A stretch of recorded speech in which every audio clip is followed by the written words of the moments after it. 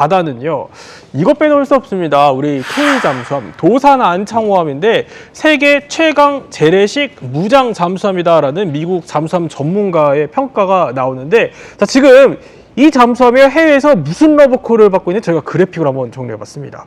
자, 보면 필리핀, 캐나다, 호주, 페루, 폴란드까지 곳곳에서 관심을 보이기 시작한다는 건데, 특히 지금 캐나다에서는 지금 독일이랑 거의 마지막까지 올라가 있죠. 네, 이제 6월 달이면 결정이 되는데요. 지금 우리 뭐 방위사업청이나 여기 들어보면 반반이다. 그래서 지금 치열한 이런 경쟁이 예상이 됩니다. 이게 디젤 잠수함 12척, 네. 지금 캐나다가 가지고 있는 빅토리아급 잠수함을 이제 개조하는, 개편하는 이런 사업인데, 우리가 지금 유력한 후보 중에 들어가 있고요. 우리가 잠수함 기술을 배워왔던 독일의 티센크루프 마린이 경쟁사로 지금 참여를 하고 있고요. 우리가 장점인 거는 성능이라든가 뭐 여러 가지 기술적인 면도 있지만, 네. MRO, 유지보수 이런 것도 우리 빨리빨리 잘해주지 않습니까? 그래서 이게 성공하게 되면 우리가 60조 원의 어떤 잠수함 사업을 따내는 것도 물론이지만, 네. 방위 사업, 방산 4대 강국에 완전히 안착하게 됩니다. 게다가 60조. 네. 예. 그런데 사실 뭐 돈도 돈이지만, 아니 뭐 잠수함을 보고 이제 살 때는 MRO, 유지 보수도 중요하지만 그 잠수함의 능력 자체도 사실 중요하잖아요. 근데 캐나다는 뭘 보고 지금 빠진 거예요? 캐나다 같은 경우에는 두 군데의 중요한 바다가 있죠. 태평양이 있고 대서양이 있습니다. 예. 그러니까 그 넓은 바다를 지키려면 최소한 3,000톤급 이상의 잠수함은 돼야 됩니다. 그래서 저 같은 경우에는 이제 장형실함, 그러니까 네. 도산 안창호함은 장보고 3 배치 1 예. 이전 배고, 지금 캐나다에 제한 중인 거는 배치 2라는 새로운 배를 제안을 하고 있는데, 저는 배치 2 실제 건조할 때 가서 봤어요. 근데 저도 깜짝 놀랐습니다. 저도 웬만한 우리 해군의 잠수함 거의 다 봤는데, 예. 이렇게 크다고 할 정도로 정말 엄청난 크기를 자랑하고요. 또 한 가지로는 다른 세계의 지금 경쟁 잠수함들은 잠수함 발사 탄도미사일 운용을 못합니다. 근데 우리 도산 안창호함이나 뭐 장형실함은 SLBM도 쏠 수 있고, 네. 그 다음에 순항 미사일도 쏠 수 있고, 그 밖에 스스로 움직이는 자항기류도 운용을 해요. 그러니까 그런 없는 무장들을 또 갖추고 있고, 한 30일 가깝게 자망이나 작전이 가능한 것도 캐나다 입장에서는 굉장히 매력적인 포인트라고 할 수 있겠습니다. 아니 근데 과거에 사실 우리 그 시초로 올라가 보면 또 장보고함도 있어요. 근데 이 장보고함 두고서는 우리 이제 잠수함 능력이 얼마나 뛰어난지 미 해군에서 유령에 홀린 것 같다 이런 말을 했다고요? 그러니까 림팩 훈련 당시에 물론 이제 공격자 측에서 여러 가지 제한 조건이 있긴 했지만, 그걸 감안하더라도 우리가 그때 그 잠수함을 처음 보유한, 잠수정 외에 처음 보유한 국가고 림팩에 처음 참전을 했는데 어마어마한 전과를 올렸죠. 그래서 이제 미군의 잠수함, 상륙함, 그다음에 여러 가지 함정들을 귀신처럼 해치우고 사라져 버려서 미 해군 측에서는 이게 무슨 유령 아니야? 잠수함을 아무리 소나로 탐지하고 소나 부위로 잡으려고 해도 안 보이고, 네. 그다음에 또 어디 갔지 하고 있는데 갑자기 뒤에서 격침 판정 나오고, 이래서 이제 미 해군 측에서 이거 유령이랑 마찬가지 같아라는 네네. 식의 얘기들을 했고, 이게 이제 우리나라가 대양해군 잠수함 강국으로 가는 첫 번째 지름길이었던 거죠. 그런데 지금 이제 안창호, 도산 안창호함 얘기를 조금 더 해보면은, 이게 그러면은 그 장보고함에 어떻게 보면 업그레이드된 버전, 개량형이니까 전력도 좀 올라갔겠어요? 그러니까 우리 해군 최초의 제대로 된 잠수함이 이제 장보고함이었습니다. 예. 그래서 독일에서 이제 잠수함을 들여온 것도 있고, 국내에서 건조한 것도 있는데, 도산 안창호함은 완전히 한국화된 잠수함이에요. 그래서 지금 캐나다 사업과 관련돼서 예. 어떤 얘기가 나오냐면, 우리가 독일로부터 어떻게 보면 이제 기술을 지원을 받았잖아요. 제자가 선생을 뛰어넘었다라는 얘기가 나오고 있습니다. 그렇게까지? 네. 거기다 더해서 보면은 지금 톤수도 거의 2배 이상 차이가 나고 있고, 앞서도 말씀드렸지만 SLBM이나 이런 여러 가지 잠수함 발사 탄도미사일, 순항미사일 이런 것들도 무장 자체도 다 국산화가 됐습니다. 이전에 장보고함은 사실 외국에서 들어온 무장들이 많았어요. 네. 그런 측면에서 봤을 때는 이제 잠수함 국산화는 거의 완성이 다 돼가고 있다라고 좀 말씀을 드리고 싶습니다. 자, 이렇게 뭐 장보고함, 안창호함, 뭐 장형실함까지 우리가 이렇게 쭉 다 짚어봤는데, 김대영 의원, 많은 분들이 이거 궁금해하실 것 같아요. 그래서 지금 캐나다 수주 이 사업 어떻게 진행되고 있어요? 일단 이제 방위사업청은 예. 50대 50으로 많이 얘기를 하는데, 지금 캐나다 잠수함 사업은 좀 기존의 다른 나라의 잠수함 사업하고 좀 틀려요. 그러니까 이번 사업을 통해서 캐나다는 캐나다의 산업 역량을 좀 끌어올리겠다. 그래서 잠수함도 관심이 있지만 각 나라의 산업도 같이 보고 있습니다. 근데 우리나라가 잠수함 말고도 자동차라든지 반도체, 인공지능 관련된 네. 산업들이 많죠. 그러다 보니까 캐나다 입장에서는 오히려 지금 우리 국산 잠수함에 독일산 잠수함보다는 더 관심이 많고, 그리고 또 한 가지, 독일산 잠수함은 아직 실물이 없어요. 건조 중이에요. 네네. 근데 우리는 이미 다 만들어서 해군에 배치되고, 또한 이제 또 캐나다 해군이 직접 와서 많이 보기도 했기 때문에 아마 좀 좋은 소식이 들리지 않을까 생각이 됩니다. 60조 원, 국군이 달린 세계의 수주 전쟁이 끝으로 향하고 있습니다. 자, 당장 다음 달에 캐나다 잠수함 사업을 따내기 위한 최종 제안서를 이제 제출하게 되는데요. 이걸 앞두고 캐나다의 핵심 중에 핵심 인사가 조금 전에 거제 조선소를 찾아서 우리 잠수함을 또 탔습니다. 자, 60조면은 허준 변호사. 캐나다 입장에서도 어쨌든 너무 거액이어서 이게 쉽게 정하기는 어려울 것 같아요. 앞서 근데 캐나다 총리가 우리 잠수함을 탔었는데 오늘은 또 누가 온 거예요? 스티븐 퓨어 캐나다 국방 조달 담당 국무장관이 직접 우리나라에 방한을 해서 장관. 네, 지금 저렇게 잠수함을 생산하는 현장, 용접 로봇을 활용한 이 생산 자동화 설비 현장 이런 것들을 실사하고 시찰하러 방한을 했습니다. 오늘 한화오션, 거제조선소 등 경남 창원 소재의 방산 기업을 직접 찾았는데요. 예. 잠수함 어떻게 만들어지는지 눈으로 직접 확인을 했고요. 우리나라 조선소 운영 체계가 얼마나 발전한 상황이고 기술력이 얼마나 대단한지 확인을 한 겁니다. 그렇군요. 최종 결정이 임박한 만큼 현장 실사를 통해서 좀 더 확실한 결정의 근거를 확인하겠다라는 취지로 보입니다. 이외 최근에는요, 피델리 캐나다 온타리오주 경제개발부 장관이 잠수함에 직접 승선을 했고, 지난해 10월에는 마크 카니 총리가, 11월에는 멜라니 졸리 산업부 장관이 방문을 했는데 네. 이번에도 장영실함 승함에서 직접 확인을 했거든요. 그리고 방한 중에 여기만 확인을 하는 것이 아니라 경남 창원에 위치한 하나에어로, 현대로템 등 주요 방산 기업도 차례로 예. 방문하는 방안도 검토 중이고, 경기 성남에 있는 HD현대 연구개발 산업도 방문할 예정이라고 합니다. 잠수함 건조를 넘어서서 방산 교역, 방산 전반에 걸친 협력 가능성을 직접 점검하고 있는 상황입니다. 지금 보면은 잠수함 모형 선물도 막 하고 손하트도 이렇게 하는 모습 보여주고 있는데, 자, 앞서서 이제 그 캐나다 총리가 방문했을 때도 분위기가 좀 상당히 좋았어요. 근데 오늘은 이 잠수함을 그냥 뭐 타본 게 아니라, 이것도 타봤지만 잠수함을 만드는 그 건조 현장도 직접 다 둘러봤다라고 하더라고요. 그러니까 잠수함을 만드는데 우리 기술이 이 정도다, 이거 제대로 보여줬겠군요. 그렇습니다. 그러니까 사실 지난번에는 장영실 하면만 이제 카니 총리가 승선했지만, 이번에 퓨어 장관이 왔을 때 두 사람을 동행시키고 왔어요. 두 사람이 누구냐면은 온타리오 조선소 부사장하고 예. 어빙 조선소 부사장, 즉 말하자면 실질적으로 잠수함을 제조할 수 있는 그 산업 현장의 공장장 두 사람을 데리고 온 거예요. 캐나다 산업 관계자를 데리고 온 그렇죠. 거죠. 예. 그래서 이 두 사람도 같이 동승을 했는데, 이 두 사람의 격찬이 놀랍습니다. 다시 말하면 우리가 이 잠수함 사업을 극대화하는 데 있어가지고 기업의 역할을 이해하는 데 아주 큰 도움이 됐다는 부사장의 말도 있었고, 한화오션의 실제적인 것을 확인할 수 있어서 기쁘다, 이런 얘기도 있었는데, 어쨌든 가장 중요한 건 우리가 내부 기술력을 이 실무 인력들이 확인했다는 것과, 퓨어 장관이 사실상 담당 장관인데 네. 여기에 대해서 극찬을 했다는 거는 카니 총리가 극찬한 것과 또 다른 거죠. 왜냐하면 주무 장관이 직접 눈으로 보고 여기에서 실무진까지 동행한 상황에서 이렇게 얘기했다는 거는 우리가 조금 뭐랄까 굉장히 좀 밝은 전망을 가질 수 있게 하는 동력이 되지 않을까라고 조심스럽게 전망을 합니다. 담당 장관이 우리 잠수함 타보고 대단한 경험이었다, 그렇죠. 또 이렇게 얘기했다고 하더라고요. 이렇게 공간도 넓고 또 체급도 큰 우리 장영실함이요, 캐나다에서도 우리 잠수함의 이런 성능을 예의주시하고 있습니다.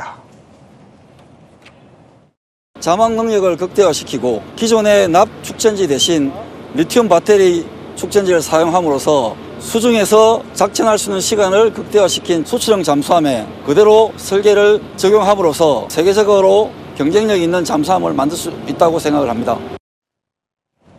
사실 그 독일에서 기술을 배워와서 이제 잠수함 건조를 좀 시작하게 된 우리로서는 여기까지도 사실 놀라운 발전입니다만, 그런데 오늘 방문한 이 캐나다 장관이 앞서 의미심장한 말을 하나 했습니다. 읽어보면은 군사적 기준은 두 나라, 한국과 독일 모두 충족을 한다. 이제는 두 나라가 캐나다 경제에 어떤 효과를 줄 수 있느냐, 이걸로 최종 판단하겠다는 겁니다. 그러니까 최진봉 교수님, 네. 결정은 결국 잠수함 말고도 뭘 더 줄 수 있느냐 이거예요. 그렇습니다. 그러니까 잠수함의 기술 자체는 사실 우리나라와 독일이 크게 차이가 없다고 본 것 같아요. 그리고 기술적으로는 이미 검증이 끝났다. 네. 그러니까 뭐 캐나다 입장에서는 어느 나라 잠수함이 들어오든 우리가 군사적으로 그걸 활용하는 데는 큰 문제가 없을 것 같으니 이제는 경제적으로 어떤 걸 줄 수 있느냐, 경제에 어떤 효과를 줄 수 있느냐 하는 부분을 좀 중점적으로 보겠다고 얘기를 했습니다. 즉 판단의 기준이 산업적 효과로 이동했음을 볼 수 있는 말인데요. 실제로 우리나라가 60조의 딜을 얻어내기 위해서 우리나라 기업들과 정부가 적극적으로 나서서 패키지를 많은 부분 좀 제공하고 있고 하겠다고 약속한 부분들이 있습니다. 예를 들면 현대 같은 경우에는요, 수소 협력과 종합 컨설팅을 제안을 했고요. 뿐만 아니라 LIG 넥스원이라고 하는 회사가 있습니다. LIG 넥스원 같은 경우에는 네. K 잠수함 도입했을 때 현지에 어뢰 공장을 설립한다. 어뢰 공장이 대단히 중요한 게 저게 어뢰가 잠수함이나 아니면 함정을 공격할 수 있는 아주 중요한 무기거든요.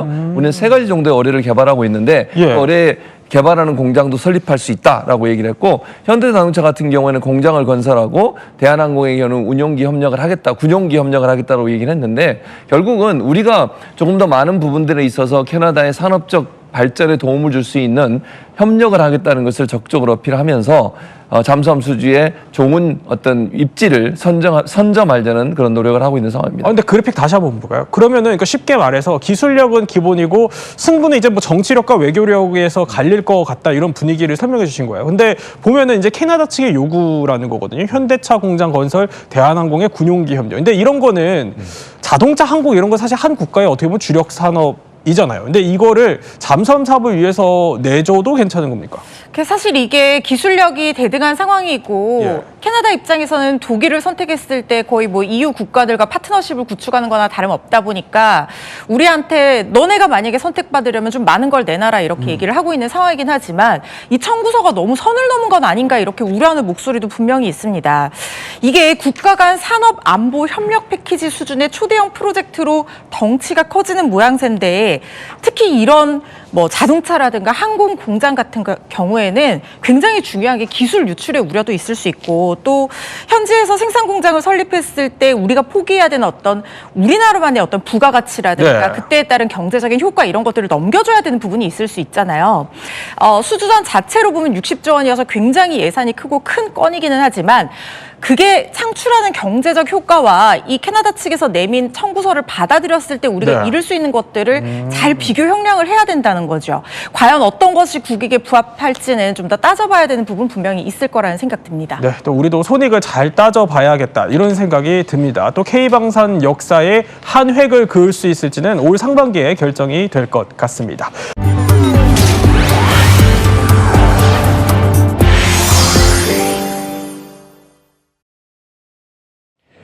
따내기만 한다면 역대급입니다.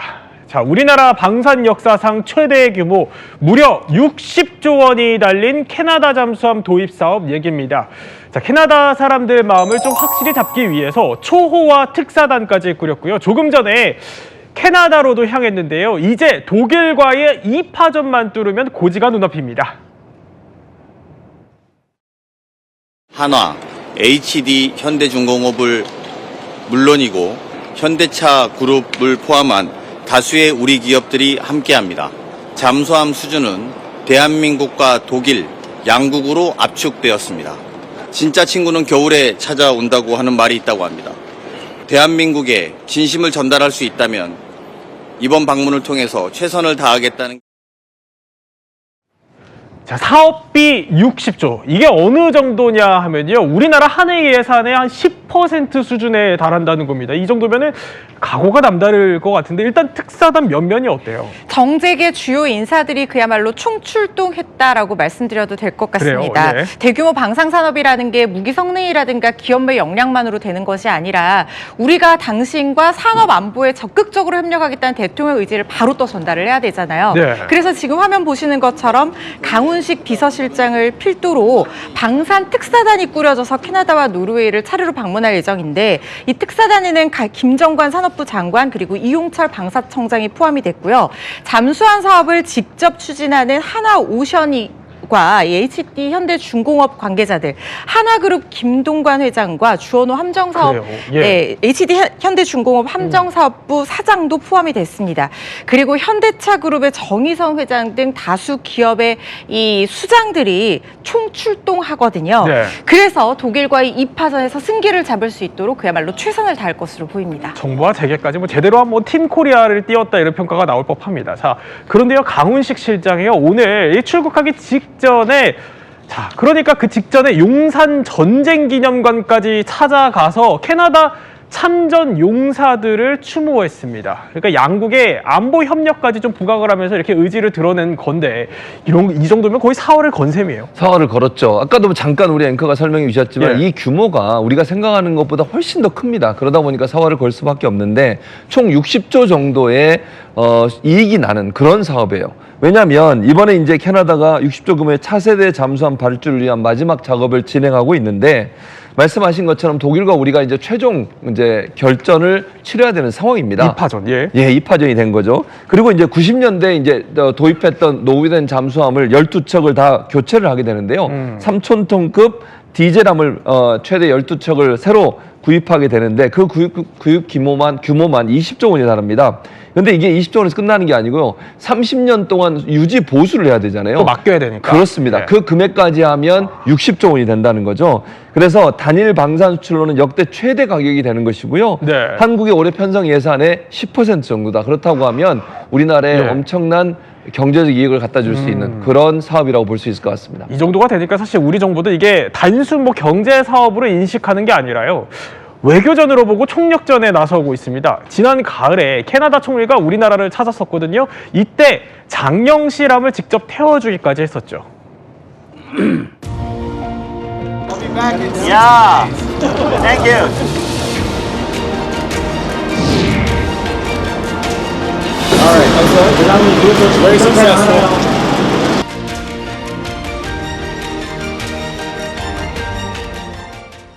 저때 분위기 상당히 좋았어요. 그 캐나다 총리가 뭐 계속 막 감탄사를 내뱉고 했었는데, 그도 그럴만한 게, 자, 보면은요, 우리나라가 재래식 잠수함을 따지면은 이 정도로 지금 세계적인 수준의 기술력을 갖고 있거든요. 일단 그러면 최수영 평론가, 네.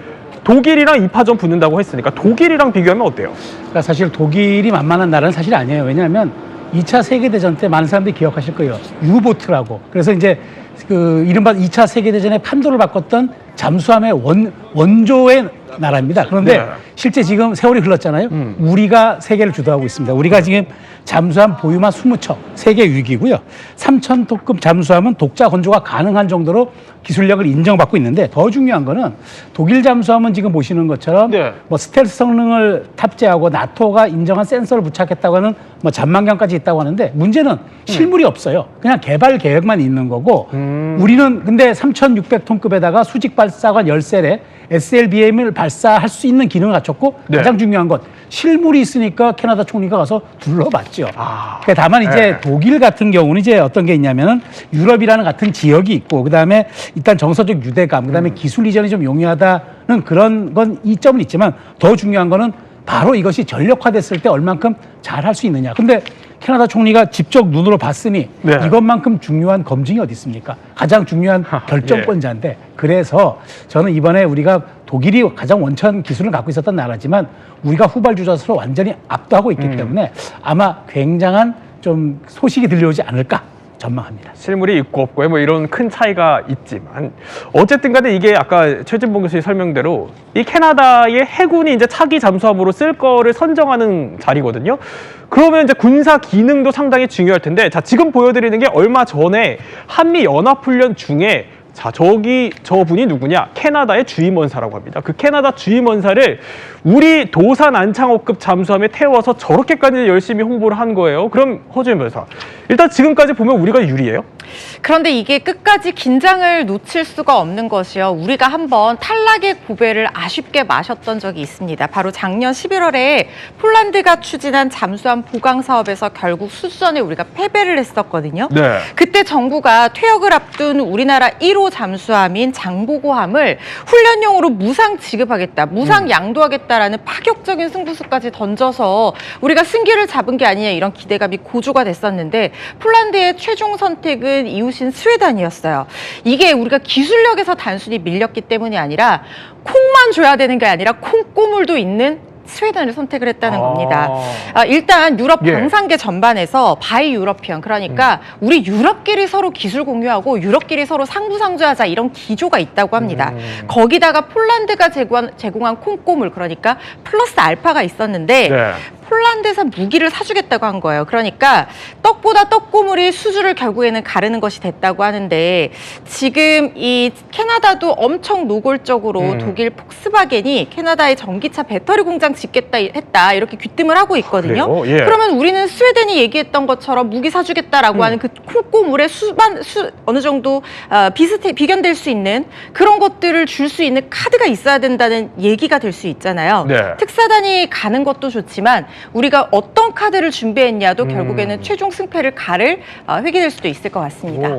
콩고물에 비유하셨지만 다양한 카드들이 또 필요하고, 게다가 정서적인 유대감까지 일단 필요하다 이렇게 보니까 좀 더 지켜봐야겠지만, 뭐 따내기만 한다면 K방산 역사의 한 획을 긋게 될 것 같습니다. 자, 이번에는요 자랑스러운 우리 K방산 이야기 하나 들려드리려고 합니다. 미국의 핵잠수함 건조 승인으로 우리 지금 K방산이 날개를 달았죠. 그런데요 또 하나 좋은 소식이 전해지고 있습니다. 그 얘기를 하기 위해 자, 경남 거제로 한번 가보도록 하겠습니다. 자, 여기가 지금 경남 거제입니다. 지금 어제 이제 영상 보여드리고 있는데, 경남 거제 조선소라는데 지금 여기 뭐 하는 거죠? 캐나다 카니 총리, 그리고 여기 보면은 김민석 총리의 모습도 보실 수가 있죠. 예. 그리고 김동관 하나오션 지금 부회장이 지금 통역이 없습니다. 공군 통역장교 출신이 김동관 부회장이 하나오션 지금 거제 조선소에 직접 케니 총리가 방문을 해서요. 지금 저희가 이 프로그램에서 많이 소개해드렸죠. 정말 우리나라 최고 성능을 자랑하는 네. 디젤 잠수함, 바로 장영실함을 직접 살펴보고 타보는 예. 모습인 겁니다. 그래서 카니 총리한테 굉장히 김동관 부회장이 이 성능에 대해서 자세하게 설명했고 또 깜짝 놀랐다면서 김동관 부회장을 또 지켜 세우기도 했다라는 지금 후문이 전해지고 있습니다. 왼쪽에 김민석 총리, 오른쪽에 김동관 부회장 모습을 지금 보실 수가 있네요. 네. 아니, 사실 장영실함 위력 저희가 몇 번 짚어드렸지만 말해서 뭐합니까? 어마어마합니다. 우리나라 그 잠수함 기술을 총 집결한 디젤 잠수함인데 덩치는 더 커지고 공격력은 더 압도적으로 늘었어요. 네, 그렇습니다. 일단 덩치가 커지면서 이렇게 무장할 수 있는 그런 공간도 늘어났고, 이 무엇보다도 SLBM, 그러니까 잠수함 발사 탄도미사일을 탑재할 수 있는 이 수직 발사관을 10개까지 늘렸기 때문에 타격 능력이 무척 강화가 됐다라고 평을 하고 있습니다. 그 밖에 이 두뇌에 해당한다고 볼 수 있는 그런 전투 체계라든가 네. 그 눈, 귀에 해당할 수 있는 그 소나 성능도 개선됐다라고 하고, 또 이제 리튬 배터리를 탑재를 했기 때문에 더 오랫동안 더 빠르게 수중 작전이 가능하다라고 알려지고 있습니다. 그래서 이제 우리 해군 내에서뿐만 아니라 이 세계 방산 시장의 그런 진출의 디딤돌 역할까지도 할 수 네. 있을 것이다. 많이 기대를 하고 있습니다. 언제 봐도 자랑스러운 우리 장영실함인데 지난주에 이거 진수했다는 소식 저희 전해드렸어요. 근데 단순히 그냥 캐나다 총리가 저걸 보고 갔다 그래서 호재라고 하기엔 좀 어렵고, 다른 배경이 있는 거예요? 굉장히 중요한 배경이 있습니다. 캐나다 총리가 왜 저 현장에 굳이 갔을까? 예. 한국의 조선업 현장을 직접 보고 인프라도 확인하고 싶었었기 때문이라는 분석이 나오는데요. 그 이유는 캐나다에서 무려 60조 원 규모에 달하는 차세대 잠수함 발주를 위한 마지막 작업이 진행 중이기 때문입니다. 캐나다에서는요, 90년대에 들어왔던 노후 잠수함을 대체하는 사업이 진행 중인데요. 3,000톤급의 디젤 잠수함을 최대 12척 도입할 예정이라고 합니다. 그래요? 사실상 기업들이 이제 연합을 해서 예. 경쟁하고 있는데, 대한민국의 두 기업이 손을 잡아서 독일과 노르웨이에 맞서고 있는 형국이긴 합니다. 내년 상반기에 최종 이 업체라든가 이런 것이 선정될 예정인데, 예. 캐나다로서는 이게 초기 비용뿐만 아니라 유지라든가 관리 비용까지 합하면 60조 원에 달하는 사업이다 보니 그만큼 많은 관심을 가지고 있는 것이고요. 이게 글로벌 시장에서도 초대형 프로젝트로 여겨지고 있습니다. 근데 제가 좀 긍정적으로 보는 것은 미국에서도 마스가 얘기할 정도로 우리나라 조선업 기술은 세계적 수준이거든요. 네. 아마 이번 사업이 어떻게 진행될지에 따라서 K방산의 위상이 다시 한번 높아질 수도 있다. 이런 기대의 목소리도 나옵니다. 그러니까 우리나라와 지금 독일이 막판 경합을 앞두고 있는 이런 상황에서 이 발주자인 캐나다의 총리가 우리 거를 눈으로 직접 확인하고 간 겁니다. 결국 이 최종 결정을 할 키맨 캐나다 총리는 그러면 이 장영 실함을 타보고 반응이 어땠을까요? Yeah. Thank you.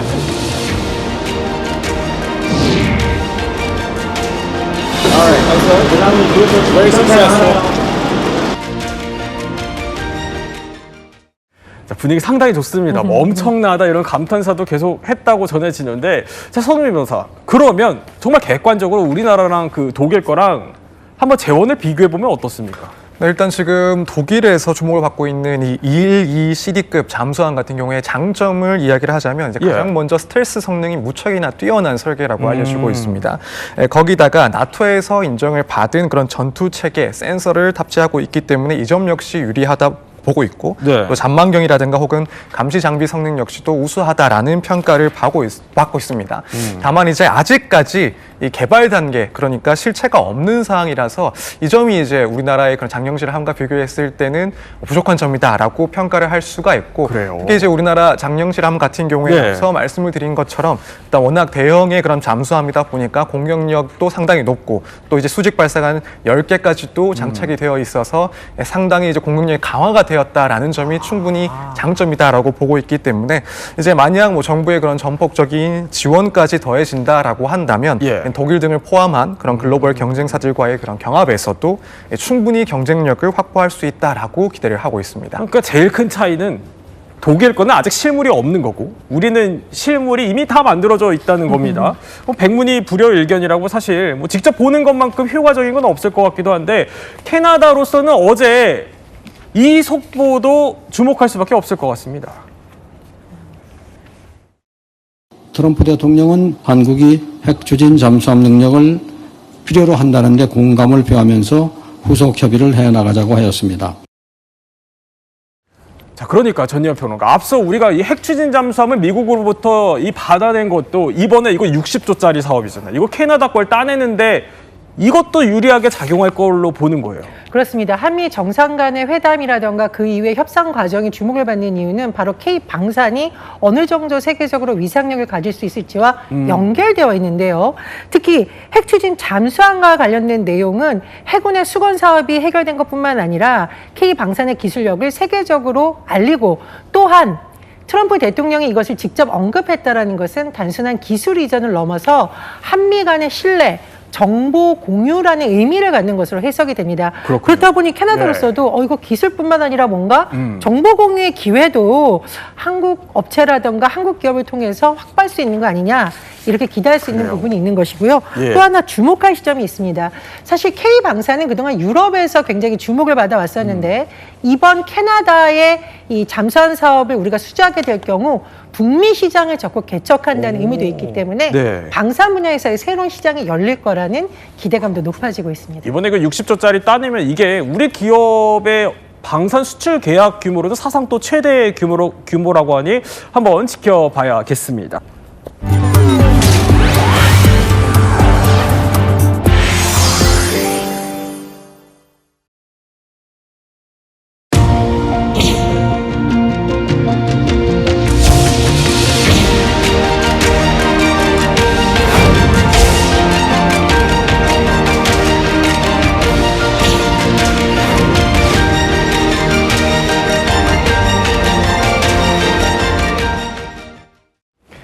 자, 이번 주 에이펙을 앞두고요. 우리나라 조선업계에 아주 특별한 소식이 하나 들어왔습니다. 자, 정문수 작가. 그러니까 우리나라 조선사가 그 미국 조선사와 손을 잡고 처음으로, 이게 사상 처음이라고 해요? 맞습니다. 미국 해군 함정을 건조할 수 있는데 도전한다고요? 네, 정확하게는 군수지원함 건조에 도전하는 거고요.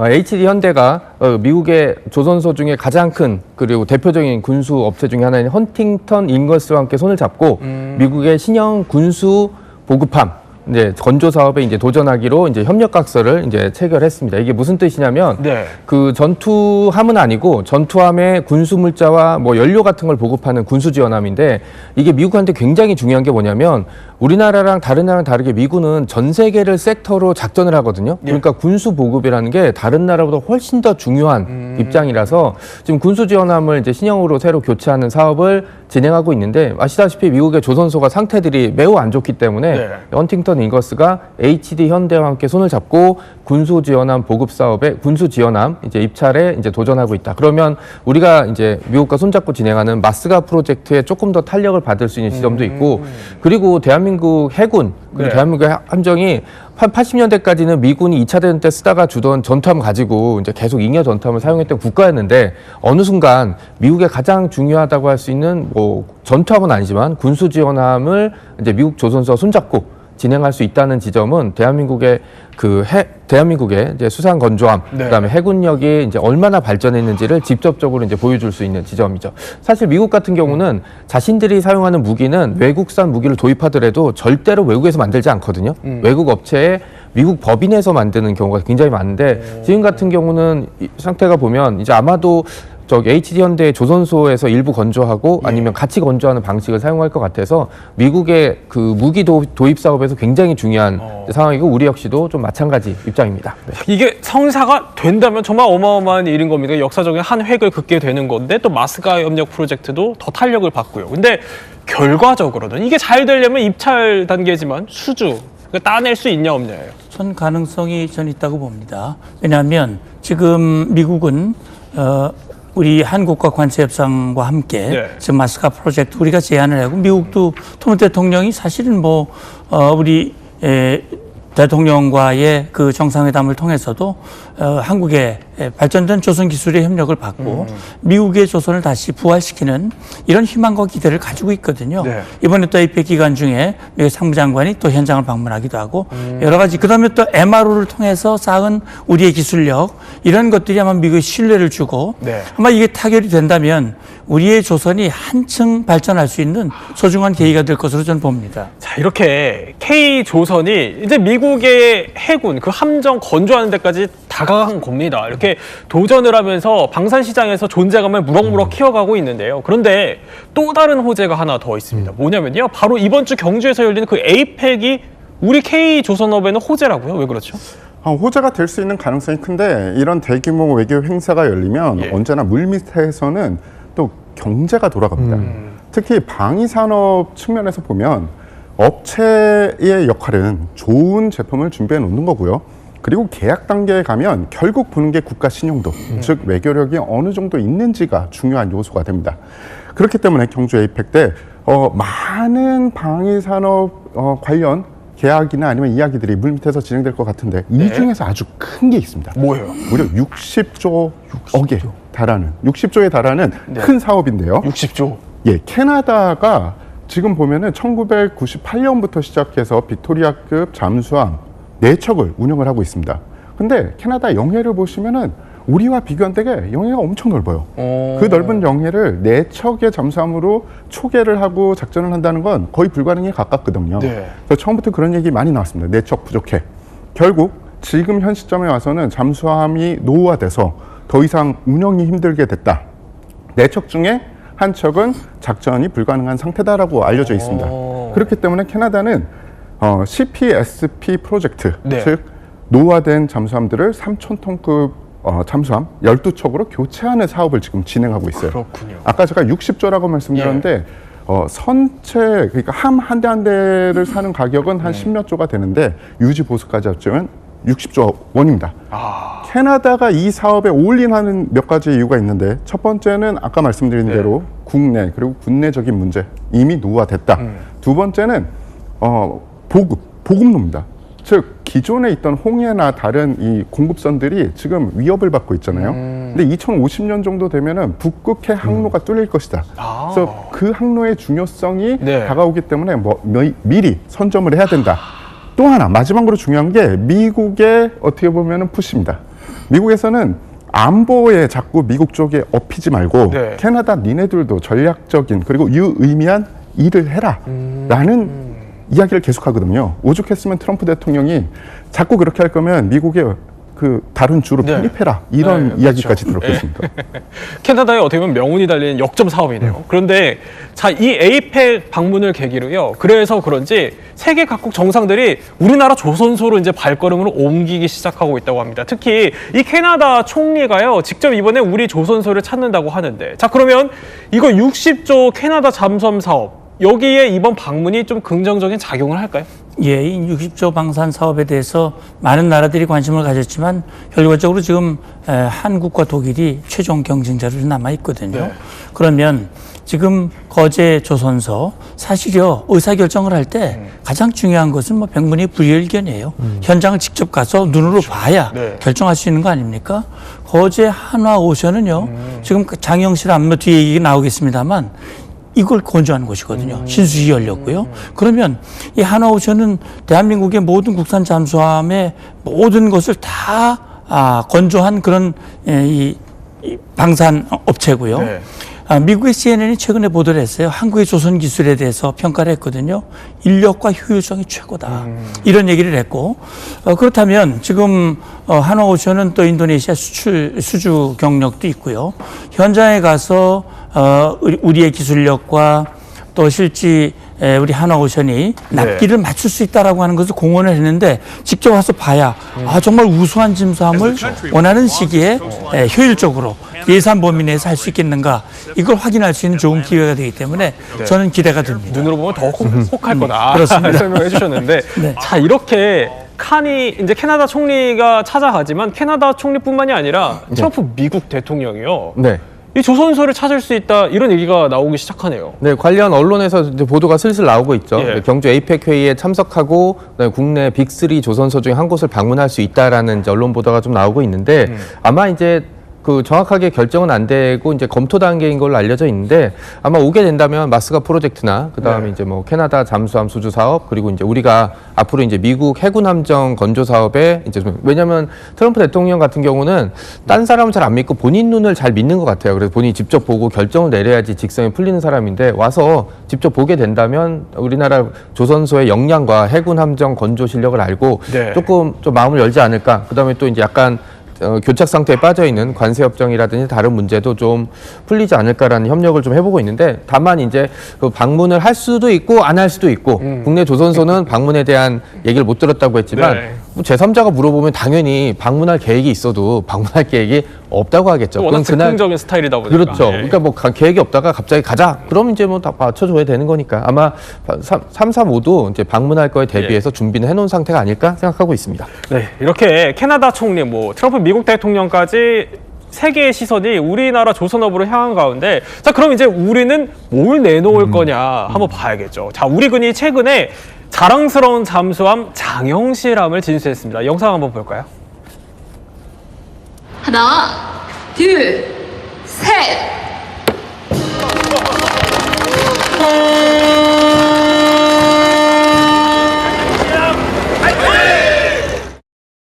사망 능력을 극대화시키고 수중에서 작전할 수 있는 시간을 극대화시킨 장점이 있습니다. 현재 현존하는 디젤 잠수함 중에서 최고의 성능을 가지고 있는 잠수함입니다.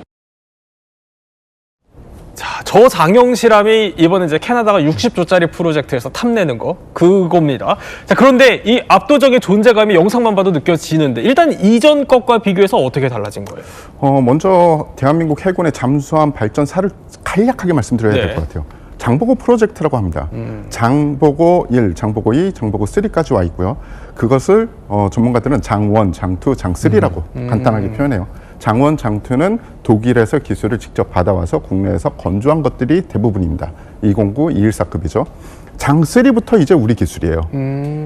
조금 전에 말씀하셨던 이 함도 그렇고 이 함의 이전에 있었던, 그러니까 장보고 사업 배치 2의 이 안창호급 같은 경우에, 배치 1의 안창호급 같은 경우에도 우리 기술로 만들었지만 우리 기술력이 75% 정도 들어갔다라고 볼 수 있습니다. 하지만 우리의 독자적인 설계, 독자적인 기술로 건조한 첫 번째 함이다라고 말씀드릴 수 있고요. 이제 배치 2가 장영실 함인데, 안창호 함이 3,000톤급이었다면 장영실 함은 3,600톤으로 더 커졌어요. 예, 근데 600톤이 숫자로 작아 보이지만 배로 보면 600톤이 어마어마하게 큰 차이가 있고요.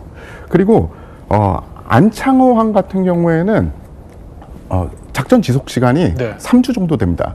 그런데 장영실함은 그 3배로 늘어났다라고 이야기를 해요. 그래요. 그러니까 디젤 잠수함 중에서는 작전 지속 기간이 제일 긴 잠수함 중에 하나고요. 작전 지속 시간이라고 하면 물 밑에서 이제 운행하는 그 기간 얘기하는 맞습니다. 디젤 잠수함 같은 경우엔 여러 가지 이유, 충전이나 아니면 환기 때문에 수면으로 올라오든지 아니면 스노클을 충전을 하거나 아니면은 환기를 할 수 있는 높이까지 올라와야 되거든요. 그런데 여러 가지 기술 발전, 그러니까 연축 전지 AIP 더해서 국산 리튬 전지까지 더해져서 부상하지 않아도 되는 기간이 디젤 잠수함 중에선 제일 길어졌다라고 말씀드릴 수 있고요. 공격력 면에서도 가열층 발전했습니다. 기존 함이 6개의 셀, 그러니까 수직 발사관 6개의 셀을 가지고 있었던 반면에 이 장용실함 같은 경우엔 10개 셀을 가지고 있습니다. 10개? 예. 그게 무슨, 그러니까 지금 저거 나오는 저 장면이요. 저렇게 미사일을 쏠 수 있는 게 기존은 6개였는데 지금 장용실함은 10개로 늘어났다는 거잖아요. 무슨 의미예요? 이게? 맞습니다. 수직 발사관을 통해서 투사될 수 있는 무기 체계가 여러 개가 있습니다. 순항 미사일도 있고 잠수함 발사 탄도 미사일 SLBM이 있는데요. 6개도 괜찮은 축에 속하지만 10개라고 하면은 더 많은 탄과 더 다양한 종류의 탄도를 가질 수 있죠. 게다가 지금 뭐 정확하게 규격은 안 나왔지만 장영실함 같은 경우에 수직 발사관의 규격 자체도 살짝 커진 것 같아요. 그 뜻은 앞으로 개발될 수 있거나 아니면 지금 현재 전력화가 안 된 무기 체계도 앞으로 투사할 수 있을 것이다 라고 얘기할 수 있고요. 또 하나 장점은 기존의 잠수함, 그러니까 바로 전에 이 급에 비해서도 소나나 전투 체계가 AI가 도입돼서 훨씬 빠른 의사결정을 할 수 있습니다. 그렇군요. 자, 그러면 이렇게 쭉 재원 훌륭한 거 짚어주셨습니다. 그럼 이걸 비교해 봐야겠죠. 이게 캐나다가 사가려면 경쟁 상대가 일단 누구고 그 경쟁 상대와 맞붙어서 비교해 보면 어때요? 예, 일단 캐나다는 여러 국가의 지원을 받아가지고 숏 리스트를 작성을 했습니다. 그 숏 리스트에 두 개 국가가 있는데 그게 바로 대한민국과 독일입니다. 독일이요? 그래서 저희 경쟁사는 독일인데 재미난 점은 독일은 우리의 잠수함 스승님이에요. 독일 이잠수함이에요? 맞습니다. 잠수함 이름은 212 CD급이라고 하고요. 독일의 타센크루프 마린 시스템하고 노르웨이의 콩스베르크 합작 잠수함입니다. 그런데 아직 실체가 없어요. 2029년에 취역할 예정인 함입니다. 길이가 73m, 폭이 10m고요. 배수량이 2,500톤급에서 3,000톤 정도 될 거다. 3,000톤 미만이다라고 이야기를 하고 추진 체계는 디젤 AIP 복합 추진 체계로 전지는 역시 리튬 배터리가 탑재될 예정이고요. 수중 최고 속력은 20노트 정도 될 거라고 합니다. 이 배의 가장 큰 장점은 나토에서 인정받은 전투 체계와 센서죠. 그리고 잔망경 같은 경우에 비관통 방식으로 주야간 10km까지 관측이 가능하고요. 전투지휘 시스템에 통합이 돼서 정보를 바로 전송을 할 수 있다고 해요.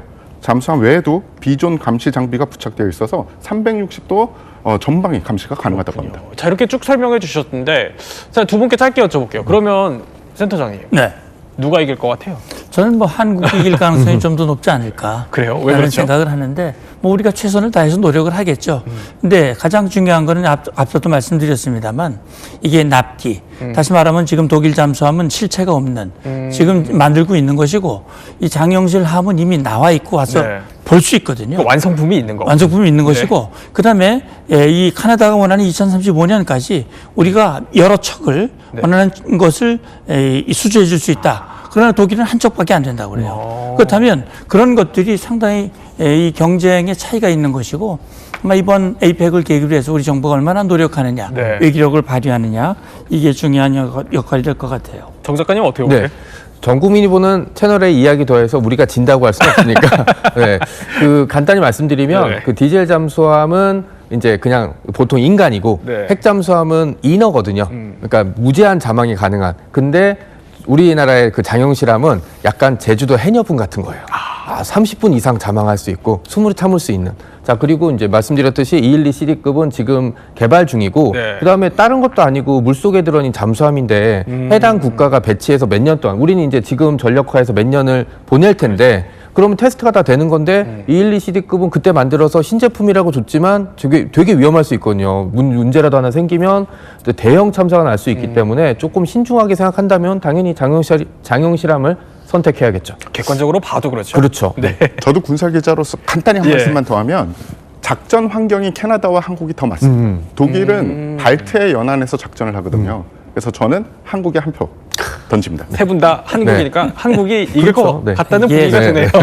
자, 이렇게 근데 우리가 어떻게 보면 이 잠수함 개발에 이렇게 열을 올리는 게 당연히 뭐 무기를 팔기 위해서만은 아니겠죠. 그러니까 안보 때문인 것도 있을 겁니다. 특히 이 북한이 재작년 신형 잠수함을 공개하기도 했습니다. 영상 한번 볼까요?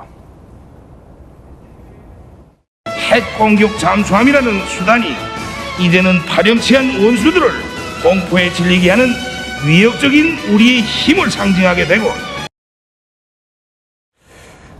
자, 이게 뭐냐? 김군옥 영웅함이라는 겁니다. 근데 조금 전에 김정은 얘기 듣고 왔는데 핵 공격 잠수함이다. 이게 뭐예요, 이게? 네.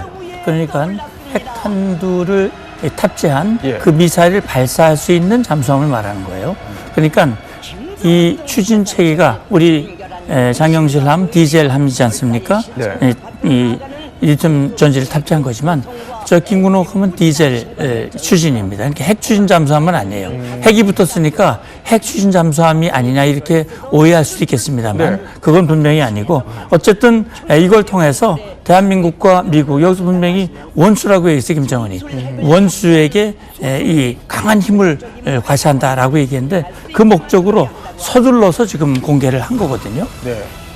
그런데 이게 주목이 되는 이유 중에 하나는 우리 그 장영실함에 아까 조금 전에 SLBM 그 수직 발사관이 한 그렇죠. 10개 정도 설치가 된다고 그랬는데 여기도 10개가 들어간다는 얘기가 있네요. 일단 신형 잠수함이라고 주장을 하고 있긴 하지만 예. 선체는 아마도 이제 북한이 오래전에 도입한 러시아제 그 로미오급 잠수함 그 한 채에다가 위쪽에 발사관을 얹혀놓은 거예요. 그러니까 잠수함이 못생기기도 했지만 네. 되게 위쪽에 가분수라 저 상태에서 미사일을 발사했다가 수중에서 발사하거든요. 네. 엄청난 압력이랑 그다음에 요동이 칠 텐데 거기에 이제 선체가 과연 견딜 수 있느냐라는 것도 좀 이제 문제가 돼서 많은 군사 전문가들이 처음에 공개될 때부터 야 저거 실제로 쏠 수 있겠어라는 얘기들을 되게 많이 좀 했었습니다. 심지어 뭐 프랑켄슈타인이라는 표현도 좀 많이 사용했고요. 그리고 확인해본 결과 몇 년 동안 그냥 진수식은 요란하게 했는데 요란하게 하고 막 난리 부르스를 쳤는데 정작 수중에서 작전하거나 활동했다는 이제 명확한 기록은 보이지 않습니다. 그러니까 껍데기만 대충 만들어 놓고 요란하게 촉포 쏘고 행사한 다음에 뭐 이렇게 해놓고 정작 이제 내실은 전혀 없는 뭐 그런 상태죠. 그리고 그러니까 이제 이 진수식 저렇게 열어놓고 네. 2년 동안 그러니까 지금 한 2023년이니까 2년 동안 그럼 바다에 안 띄운 거예요, 저걸? 예, 그러니까 저게 사실 저렇게 가분수식으로 돼 있고요. 예. 이 잠수함이라고 하는 것은 물속에서 강한 압력을 받아야 되기 때문에 저희 개조 같은 건 잘 안 한다는 거예요. 저렇게 개조했다는 자체가 상당히 실제 사용하기가 어려운, 그렇기 때문에 2년 동안 움직인 그런 어떤 기록이 나타나지 않는 거거든요. 그래서 우리로서는 계속 예의 주시해야 되겠습니다만 저게 너무 위축될 이유는 없다라는 생각이 듭니다. 네, 그래도 또 안심은 금물이겠죠. 자, 그런데 북한이 이뿐만이 아니라 올해 3월에요. 또 다른 잠수함 움직임을 보였습니다. 영상 한번 볼까요? 핵동력 전략 유도탄 잠수함 건조 실태도 현지에서 의뢰하셨습니다. 아니, 그러니까 이거는 진짜 핵 잠수함이에요? 핵 동력 추진이라고 분명히 얘기했거든요. 예. 그러니까 핵 추진 잠수함이 맞습니다. 그러니까 지금 2021년 8차 당대회 때 김정은이 5개의 국방 발전 과제를 얘기하면서 예. 그 중에 하나가 바로 이 핵 추진 잠수함이에요. 지금 외형을 보면 전문가들도 그렇게 얘기를 합니다. 덩치가 엄청 크잖아요. 네. 저기 김군옥함보다는 뭐 비교할 수 없이 큰데 그래서 한 10,000톤 정도 되지 않을까 이런 예측도 하고요. 이게 만약에 러시아가 기술을 제공해 준다면 특히 이 원자력 추진 잠수함은 그 원자로거든요. 소형 원자로. 그다음에 거기에 이제 장착할 그런 이때 이 연료라고 할 수 있는데 네. 연료는 북한이 자체적으로 핵을 개발하고 있으니까. 다만 그 원자로의 문제인데 아마 이건 실제 건조하고 완성하는 데는 상당한 시간이 걸릴 것이다 라고 하는 것이 전문가들의 관측으로 알고 있습니다. 어쨌든 김정은이 저렇게 목을 매는 데에는 그만큼 기존의 그 디젤 잠수함과 비교했을 때 이 핵추진 잠수함이 갖는 장점이 명확하기 때문일 것 같거든요. 맞습니다. 작전적인 면에서도 장점은 명확하게 드러나는데요. 잠수함은 일단 추적하기가 힘든 무기체계 중에 하나예요. 네. 그래서 대부분의 뭐 위험한 잠수함, 우리가 흔히 얘기하는 핵추진, SLBM 잠수함 같은 것을 우리가 추적할 때는 위성이나 다른 뭐 정찰 정보 감시 자산보다는 공격 핵 잠수함이 선 배치돼서 따라다닙니다. 그런데 문제가 우리가 그 임무를 하려고 해도 디젤 잠수함뿐이 없다면 네. 적은 핵 추진 잠수함이고 우리가 디젤 잠수함이면 저희는 며칠에 한 번씩 부상을 해야 되죠. 그러면 놓치게 되는 거예요. 그래요. 그래서 핵 추진 잠수함을 가지고 있다면은 이론적으로는 네. 승조원들이 견딜 수 있으면 작전 기간은 몇 달 이상이 될 수 있습니다. 뭐 6개월까지도 갈 수 있어요. 그리고 또 하나는 추진 체계의 차이로 인해서 아무래도 대형화되기 때문에 더 많은 무기를 탑재할 수 있죠.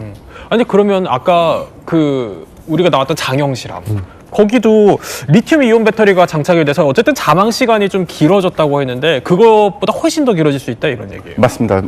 일단은 비교가 되지 않는다라고 말씀을 드릴 수 있죠. 장영실함 같은 경우에 세계에서 현존하는 잠수함 중에 제일 작전 지속 시간이 깁니다. 그래봤자 한 9주가 맥시멈이라고 보면 되는데 네. 핵잠수함 같은 경우에는 6개월 정도는 뭐 그냥 견딘다라고 볼 수 있습니다. 자, 그런데 이렇게 북한이 꿈꾸는 어떻게 보면 핵추진 잠수함의 꿈 이런 게 이제 계속해서 더 확산되는 모양새로 지속이 되는 게 자, 최근에 일본에서도 핵추진 잠수함 관련돼서 언급이 있었네요. 네, 다카이치 사나이 신임 일본 총리가 그 새 정부가 들어서면서 가장 먼저 내세웠던 것 중에 하나가 이제 보통국가, 예. 그러니까 전쟁을 할 수 있는 보통국가로서의 전환을 이제 강력하게 외치고 강한 일본을 내세우면서 내세웠던 것 중에 하나가 핵추진 잠수함을 도입하겠다라는 그런 의견을 이제 밝혔고요. 그리고 신임 이제 방위상이죠. 고이즈미 신지로 우리나라 이제 펑클색자로 잘 알려진 인물 역시 이런 핵추진 잠수함 도입을 배제하지 않겠다. 이게 정치적인 용어이긴 한데 아예 안 하겠다가 아니고 배제 안 하겠다라는 얘기는 할 수도 있고 안 할 수도 있긴 하지만 어쨌든 우리는 준비하고 있다. 우리는 여건이 바뀌면 준비할 수 있다라는 그런 뜻이고 명분은 이제 중국 해군이 굴기를 계속하고 있지 않습니까? 네. 계속 영역 신형 잠수함, 항공모함, 그다음에 여러 가지 이제 해상 무기들을 도입해서 태평양 지역에서는 미국 해군조차도 이제 위협이 될 만한 수준까지 올라왔으니까 당연히 이제 일본 입장에서는 여기를 막기 위한 명분으로 네. 핵추진 잠수함이 필요하다라는 걸 주장하고 있는 상황입니다. 뭐 일본 입장에서는 뭐 어느 정도 얘기할 수 있는 부분이긴 하고 그다음에 기술력에 있어서도 부족하지 않긴 하지만 이 일본이 핵잠수함을 가지게 되면 당연히 우리나라 입장에서도 이제 생각을 좀 해봐야 되는 지점들이 있고 네. 일본이 이렇게 보통 국가 이제 전쟁을 할 수 있는 국가로 나가게 되면 가장 대표적으로 볼 수 있는 지점이 한 예전에 일본 만화 중에 침묵의 함대라는 만화가 있거든요. 그 만화 보면은 일본이 핵추진 잠수함을 손에 넣고 나서 어떤 꿈을 꾸는지가 명확하게 나온 지점들이 있어요. 그 다른 강대국들과 어깨를 나란히 하는 그런 국가를 네. 꿈꾸는데 그런 지점. 일본은 또 한번 옛날에 거하게 사고를 한번 쳐봤잖아요. 그렇기 때문에 일본이 핵추진 잠수함을 손에 넣는다는 얘기는 동북아 안보 균형에 큰 변화를 줄 것으로 추정되고 있습니다. 근데 아까 잠깐 언급해 주셨던 게 그 일본이 이런 걸 하기에 기술력이 부족하지 않다 그랬거든요. 그러니까 핵추진 잠수함을 만들 기술력은 이미 갖고 있다 이런 얘기예요? 관련 전문가들의 대부분의 의견은 사실상 핵추진 어느 정도 기술력이 있다면 핵추진 잠수함을 만드는 건 그렇게 어렵지 않다. 대신에 핵 연료가 더 문제다라고 이야기를 하는데 일본 같은 경우에는 벌써 1970년대에 핵 추진 화물선을 운영한 경험이 있습니다. 아, 그래요? 물론 수상함정과 이 잠수함은 약간의 차이가 있지만 그래도 어느 정도 원천 기술을 이미 확보했다라고 보는 게 사실이고요. 그리고 일본의 핵 관련 기술이 수준이 상당히 높기 때문에 일본 관계자가 어느 정도 핵잠수함에 관련된 기술을 보유하고 있다라고 하면 그 말이 사실일 가능성이 높습니다. 그러면은 그동안 왜 안 만들었어요? 예, 결국 평화헌법이죠. 예, 일본이 결국 2차 세계대전의 주범 중에 하나 아닙니까? 네. 결국 이제 평화헌법을 만들었고, 그래서 군대도 없잖아요. 자위대라고 얘기하지 않습니까? 그렇죠. 예, 그리고 이제 그래서 전쟁 포기, 전력 보유 금지, 또 뭐 교전권 부인이 평화헌법의 핵심입니다. 근데 이제 보통 국가라는 게 이걸 이제 벗어난다는 얘기거든요. 네. 그리고 단 일본은 이게 비핵 3원칙이라고 하는 걸 했어요. 핵을 갖지도 않고 만들지도 않고 반입하지도 않다. 그러니까 결국 일본 이런 어떤 정치적인 여건, 여론 이런 것들이 이렇게 가기 어렵게 만드는 그런 어떤 발목을 잡은 그런 요인이라고 볼 수 있는 거죠. 근데 지금 이렇게 일본의 좀 분위기가 달라졌다고 해야 될까요? 그런 데는 지금 좀 국제 정사가 달라지는 움직임이 있어요? 가장 그 중심에는 미국이 있습니다. 미국은 중국과 지금 전력 경쟁을 벌이고 있잖아요. 네. 그러니까 미국은 또 조선 산업이 이제 쇠퇴하고 있고 함정, 잠수함 자체가 부족하니까 사실 믿을 만한 일본이 핵잠을 갖게 된다면 미국과 힘을 합쳐서 중국을 견제하는데 도움이 될 수 있다. 그런 차원에서 이 미국이 호주에다가 오커스를 통해서 네. 호주 핵잠을 준 것 같이 네. 일본도 그런 여건을 마련하고자 하는 그것이 결국 분위기를 바꾸는 그런 요인이 하나가 아닌가 싶습니다. 그런데 아까 이제 정문석 작가가 짚어줬던 거는 일본이 그래서 만약에 핵추진 잠수함을 정말로 갖게 된다면 이거 동아시아의 해양 어떻게 패권 구도 이런 게 완전히 달라질 수 있다 이런 얘기거든요. 예, 결국 동아시아에 있는 국가들을 보면 뭐 중국, 일본, 한국, 북한 이렇게 볼 수 있는데 예를 들어서 중국만 가지고 있습니다. 핵잠을. 그런데 일본이 갖고 거기에 또 북한도 갖게 된다면 결국 안 가진 나라는 한국밖에 안 되는 거예요. 지금 저렇군요, 현황이. 그러면 지금 현황 보시면은 그래서 이 북한은 시간이 걸리겠습니다만 언젠가 북한도 갖게 되고 일본도 갖게 된다면 한국만 없게 되는 거거든요.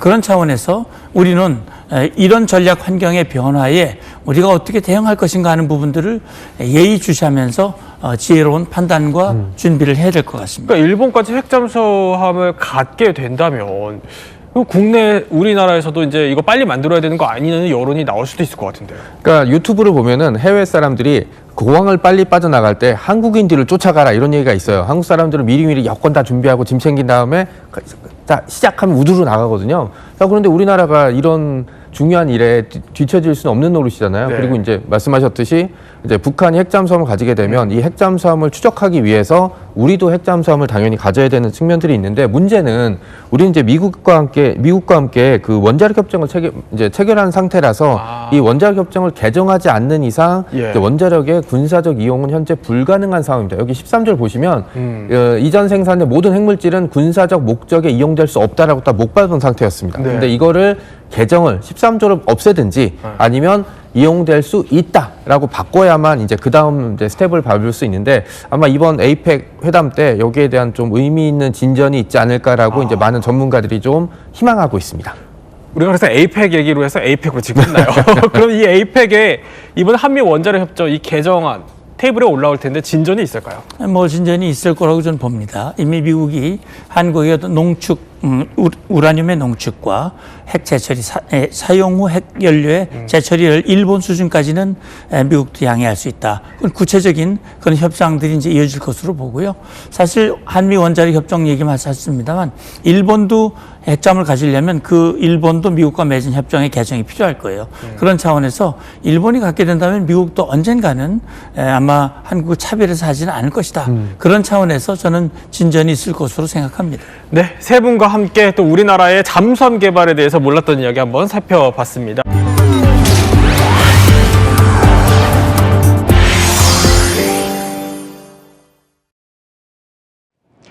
K방산 잭팟이 북유럽에서 또 터졌습니다. 노르웨이가 차세대 장거리 포병 전력으로 미국 거와 또 우리 다연장 로켓 천무를 검토를 해왔는데요. 최종 우리 손을 들어준 겁니다.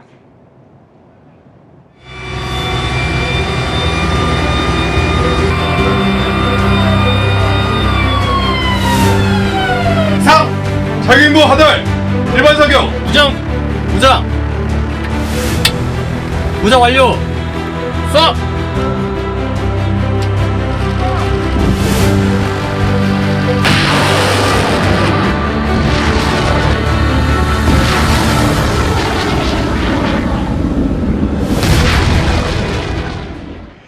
이게요, 몇 천억이 아니라 거의 조 단위 규모의 잭팟이었습니다. 게다가 이번에 이게 꺾은 게 경쟁 상대가 미국의 세계적인 방산 기업이었잖아요. 그렇습니다. 많은 국민들도 이 이름을 들어보셨을 겁니다. 바로 미국 록히드 마틴의 기동포병 로켓 하이마스가 천무와 경쟁을 했는데 천무가 한마디로 승리했다 이렇게 표현할 수 있겠는데요. 천무는 요즘 K방산의 효자 품목이라고 불릴 정도로 정말 많이 희소식을 전해지고 있습니다. 그런데 하이마스도 사실 만만치 만만치 않거든요. 특히 러시아와 우크라이나 전쟁 당시 네네. 우크라이나가 러시아군의 반격을 할 때 상당히 효과를 거뒀다, 뭐 정밀 타격을 했다 이런 소식이 전해지면서 수요가 급증했던 것으로 알려져 있습니다. 따라서 천무가 사실 초기에는 유럽의 방산 시장에서 하이마스의 대체제가 아니냐 이런 평가를 받았지만 최근에는 오히려 기술 경쟁력이라던가 가성비에서도 굉장히 좋다 이런 호평을 받고 있다는 소식입니다. 가성비요? 아니 근데 이경미 변호사, 단순히 그냥 가성비 좋다고 선택되지는 않았을 것 같은데요? 그렇습니다. 이게 재원에서 좀 차이가 많이 큰데 일단은 지금 그 비교를 해보면 하이마스 같은 경우에는 70km 사거리 미사일을 최대 6발까지 쏠 수가 있습니다. 근데 천무 같은 경우에는 80km짜리 미사일을 12발을 쏠 수가 있고요. 네네. 그리고 심지어는 이제 사거리도 중요한데 이 하이마스 같은 경우에는 300km 미사일을 한 발만 쏠 수 있지만 지금 천무 같은 경우에는 그에 육박하는 290km짜리 미사일을 2발을 동시에 쓸 수 있기 때문에 사실 이런 부분들이 재원에 있어서도 큰 차이가 나서 이게 단순히 가격적으로 가성비만 좋다 이렇게 볼 게 아니라 재원적인 측면에서 훨씬 더 우세하다 이렇게 이제 평가할 수 있을 것 같습니다. 그리고 또 납길 역시 또 최대 장점으로 꼽힌다라고 하는데 굉장히 자랑스럽습니다. 사실 우리 천무가 제가 북유럽 얘기를 드렸지만 노르웨이가 처음이 아닙니다. 불과 지난달에도요. 보면은 에스토니아 그리고 폴란드에서 이렇게 낭보를 좀 전해 왔었습니다. 이번에 그런데 노르웨이까지 지금 뚫게 된 거죠. 이 정도면 효자라고 해도 뭐 과언이 아닌데 일단 대체 어떤 무기예요? 네, 이 천무. 한자어를 풀이를 하자면은요, 하늘을 뒤덮는다라는 뜻을 가지고 있습니다. 그러니까 그 이름에서도 알 수 있다시피 많은 로켓탄들을 아주 짧은 시간 안에 일제히 사격을 할 수 있기 때문에 별명으로 강철비라고 불리운다고 합니다. 네, 하늘에서 떨어지는 300발의 구슬 폭탄, 이거는 축구장 3배 면적을 초토화시키는 그 위력을 가지고 있는데요. 이 천무는 발사 차량 한 대로 1분 안에 로켓 12발을 연속 발사시킬 수 있다고 합니다. 그러니까 유도, 그 방향을 유도할 수 있는 유도 로켓의 경우에는요, 최장 80km 떨어진 표적을 정밀 타격할 능력을 보유하고 있습니다. 어마어마하네요. 그러니까 이게 뭐 사거리 한 80km 되는 유도탄이 순식간에 이게 연속으로 막 발사돼서 목표 지역을 초토화시킬 수 있는 성능까지 갖추고 있다는 겁니다. 게다가 이게 기습 공격에도 강하다고 해요.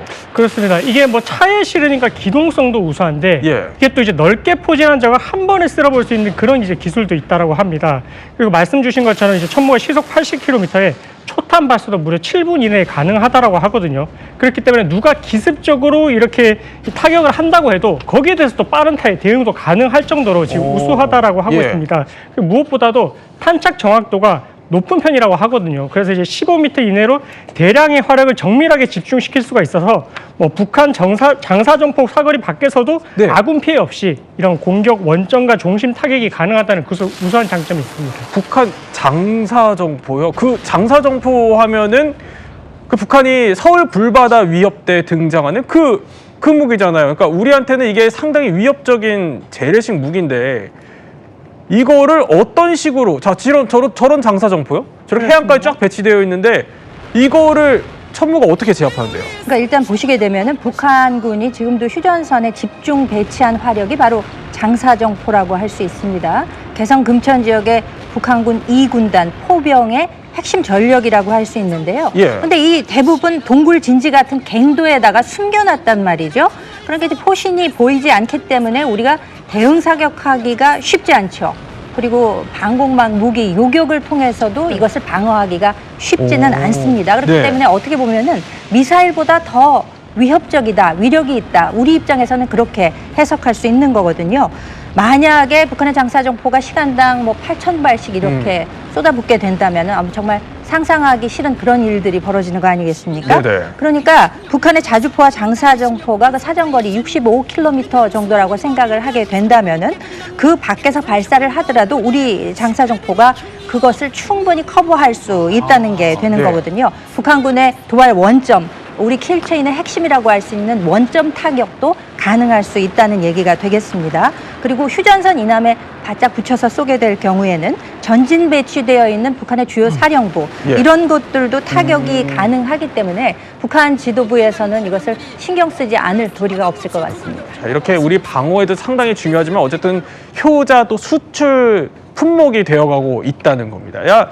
그런데요, 이 잭판 얘기를 조금만 더 해보면요. 이게 지금 뭐 이제 수조 원대 잭팟 얘기가 나오고 있지만 더 큰 잭팟이 터질 수 있는 곳이 또 있어요. 바로 이제 캐나다인데 지금 이거 따내려고 총력전 벌이고 있죠. 그렇습니다. 바로 캐나다 잠수함 사업인데 네. 이게 무려 60조입니다. 그러다 네. 보니까 이제 우리나라에서 정말 이제 공을 들이고 있는데 지금 대통령 비서실장인 강훈식 비서실장이 지금 캐나다에서 지금 정부의 최고위급 인사들을 연쇄적으로 접촉을 하고 있고요. 그리고 마크 카니 캐나다 총리와 만나서 이 대통령의 친서까지 지금 전달을 했다라고 하고 있습니다. 그러면서 계속해서 한국 잠수함도 소개를 하고 그 마인드가 정말 좋은데 네네. 내 아들과 딸이 탄다는 마음으로 설계도 하고 제작을 예. 한다라고 하면서 여기 이런 표현이 들어갈 줄 몰랐습니다. 5스타 호텔처럼 만들고자 한다. 그 잠수함을. 그렇습니다. 이렇게 지금 공을 들여가면서 지금 홍보에 지금 열을 올리고 있다고 보시면 될 것 같습니다. 네, 또 잇따라서 좋은 소식이 들려오길 바라면서 다음 이야기로 한번 넘어가 보죠.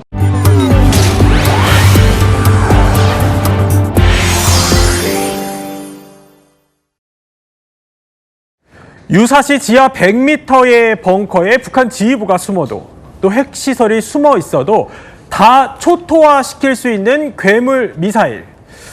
자, 한국판 벙커버스터 현무5의 실전 배치가 시작됐습니다. 실물이 처음 나오자 북한이 이렇게까지 신경질적인 반응을 보였던 바로 그 무기입니다.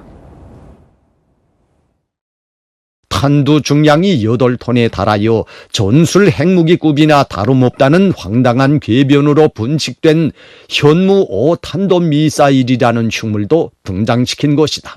쓸모없이 몸집만 잔뜩 비대한 무기를 자랑이라고 꺼내들고 그 누구의 정권 종말을 운운할 수가 있었겠는가.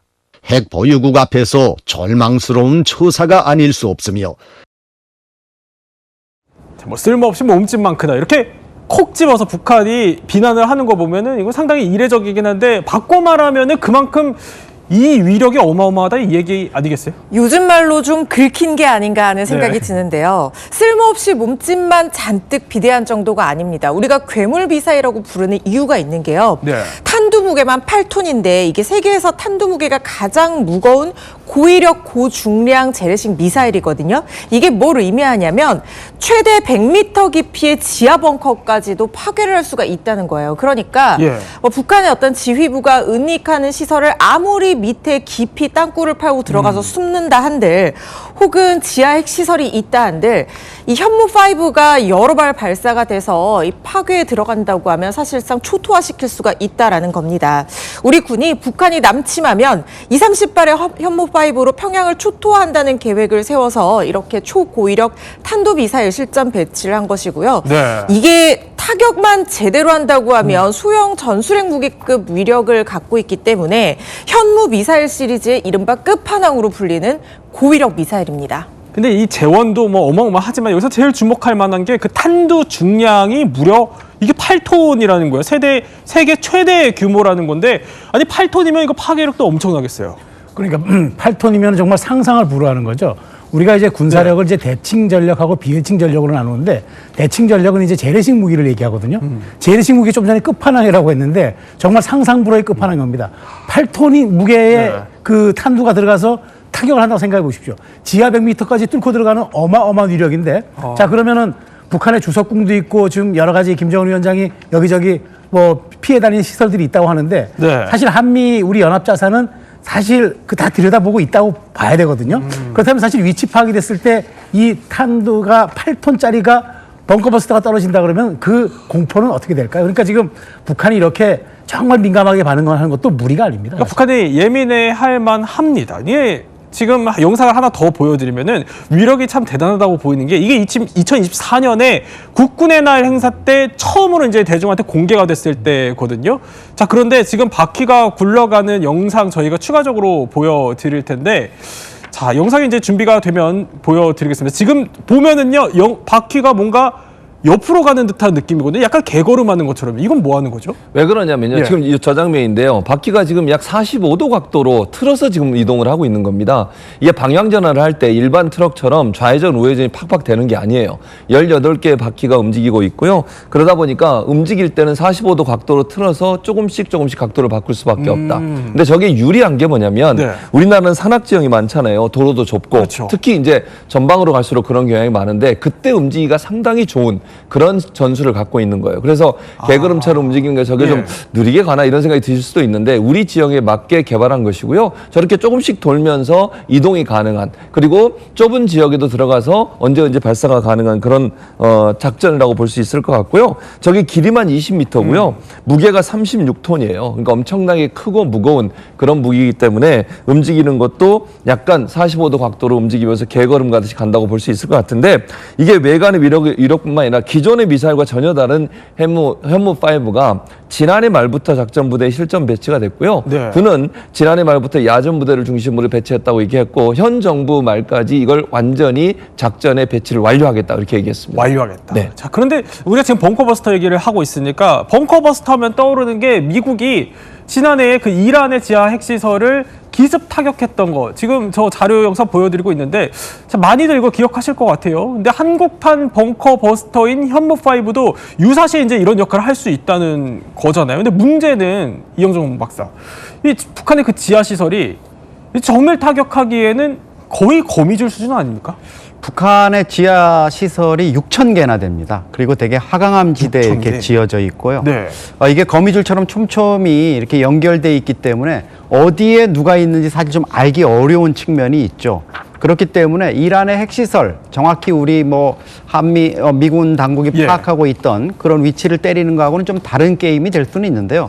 그렇지만 이제 한미 정보 당국이 김정은의 또 그 핵심 지휘부의 동향을 시시각각으로 파악을 하고 있기 때문에 만약에 이제 유사시에 결심만 이루어진다면 현무5를 통한 타격 이런 부분들은 충분히 이루어질 수가 있습니다. 사실 평양에도 지하 시설이 워낙 많이 구축돼 있고 당연히 김정은의 집무실이라든가 사저라든가 이런 것도 지하 시설이 있고 이것이 사실은 어떻게 보면 공항이라든가 또 헬기를 탈 수 있는 곳이라든가 이게 지하로 딱 연결이 돼 있을 거란 말입니다. 벙커가? 네, 그런 지역을 아마 좀 타격할 수 있는 이런 정보력 이런 걸 갖추기 위해서 한미정보당국이 그동안에 많은 애를 써온 걸로 알고 있습니다. 그러니까 어떻게 보면 북핵의 은폐 또 그리고 생존을 결정지을 그 초대형 벙커 지하 300m 정도 깊이에 있고요. 이게 북한의 그 주석궁 아래로도 직접 연결이 되어 있다는 겁니다.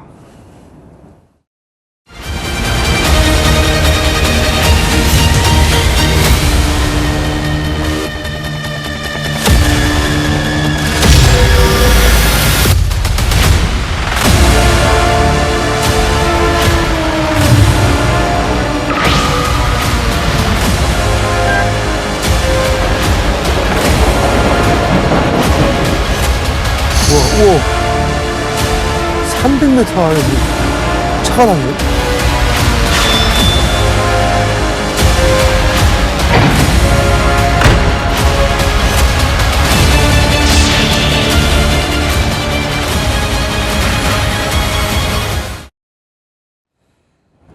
자, 이 정도라는 건데. 그런데 그 미국의 벙커버스터가 이란 핵시설을 공습했을 당시에요, 최 교수님. 미국도 그러니까 주요 핵시설을 완전히 또 붕괴시키지 못했다 이렇게 인정하지 않았었나요? 그렇습니다. 현무5랑 비교해보면 어떻습니까? 현무5가 훨씬 더 능력이 큽니다. 왜냐면 미국에서 그때 뭐라고 얘기했냐면 미국 국방정보국에서 벙커버스터 공습이 핵시설 충분히 파괴하지 못했기 때문에 이란의 핵개발을 도면서 지연시키는 일이 있었다고 얘기했어요. 그게 무슨 말이냐면 실제 벙커버스터가 파괴한 지점을 가보니까 이란 핵시설이 그보다 10배 더 깊은 곳에 있었다는 거예요. 그러니까 깊이를 더 깊이 들어가야 되는 거잖아요. 근데 그걸 못 뚫어서 결국은 이란 핵시설이 파괴가 안 됐다고 주장을 하고 있거든요. 근데 이 현무5 같은 경우에는 미국의 벙커버스터랑 비교하면 좀 안심이 될 것 같습니다. 왜냐하면 우리나라 현무5 아까 우리 두 분도 얘기하시지만 탄두 중량만 해도요 8톤입니다. 그러니까요. 벙커버스터가 2.4톤이거든요. 그러니까 3배 이상이 커요. 그만큼 파괴력이 크고요. 또 하나는 지하 갱도를 들어가는 그 깊이가요. 이게 어떻게 쏘냐면요. 위로 곡선으로 그러니까 직각으로 쭉 올라가서 밑으로 내려오거든요. 근데 내려오는 속도가 마하 10이에요. 마하 10의 속도로 100m 이상 올라가서 내려오거든요.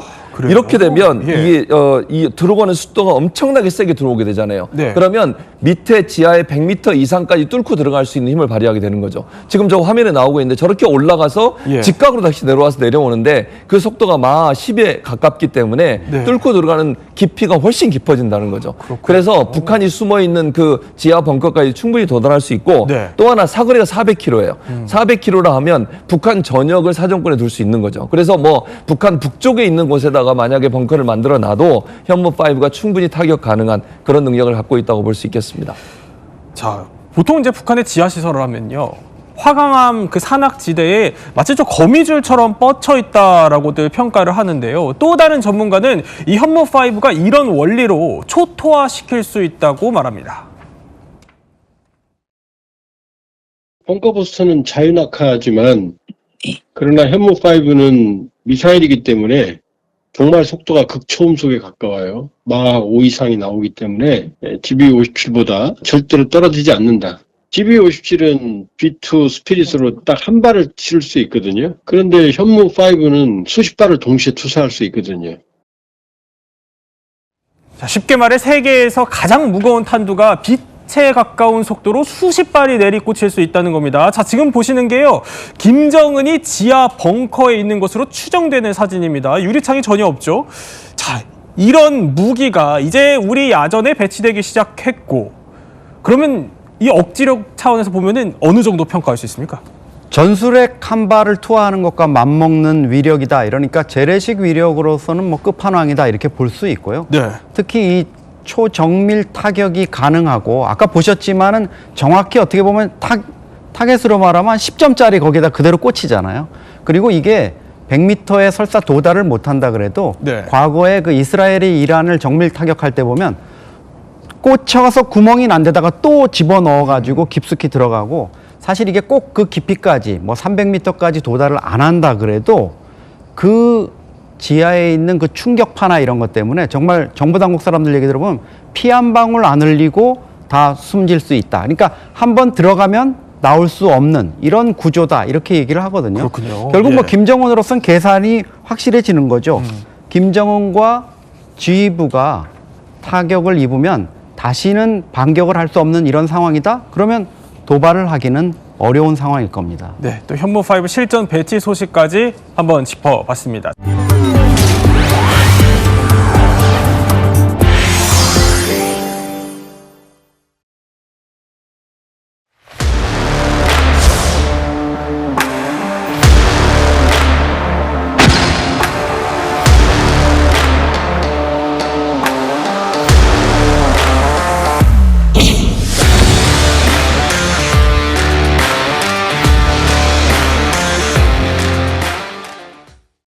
자, 한 해를 마무리하는 연말에 북한 김정은은 뭐 하고 있을까요? 자, 상당히 바쁩니다. 무기 자랑하고 여기저기 돌아다니느라요. 이게 그런데 이 김정은이 자랑하고 있는 무기들이 좀 심상치가 않습니다. 한번 볼까요?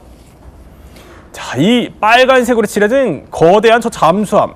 이 이동식 운반대 위에 지금 올라서 있는데 김정은이 여기저기 지금 손짓을 하고 있고요. 굉장히 좀 흡족한 듯 바라보고 있죠. 자, 이게 김주의 딸을 데리고 가서 보여준 8,700톤급 북한이 자랑하는 핵추진 잠수함 건조 사진입니다. 자, 다음 한번 보도록 하죠.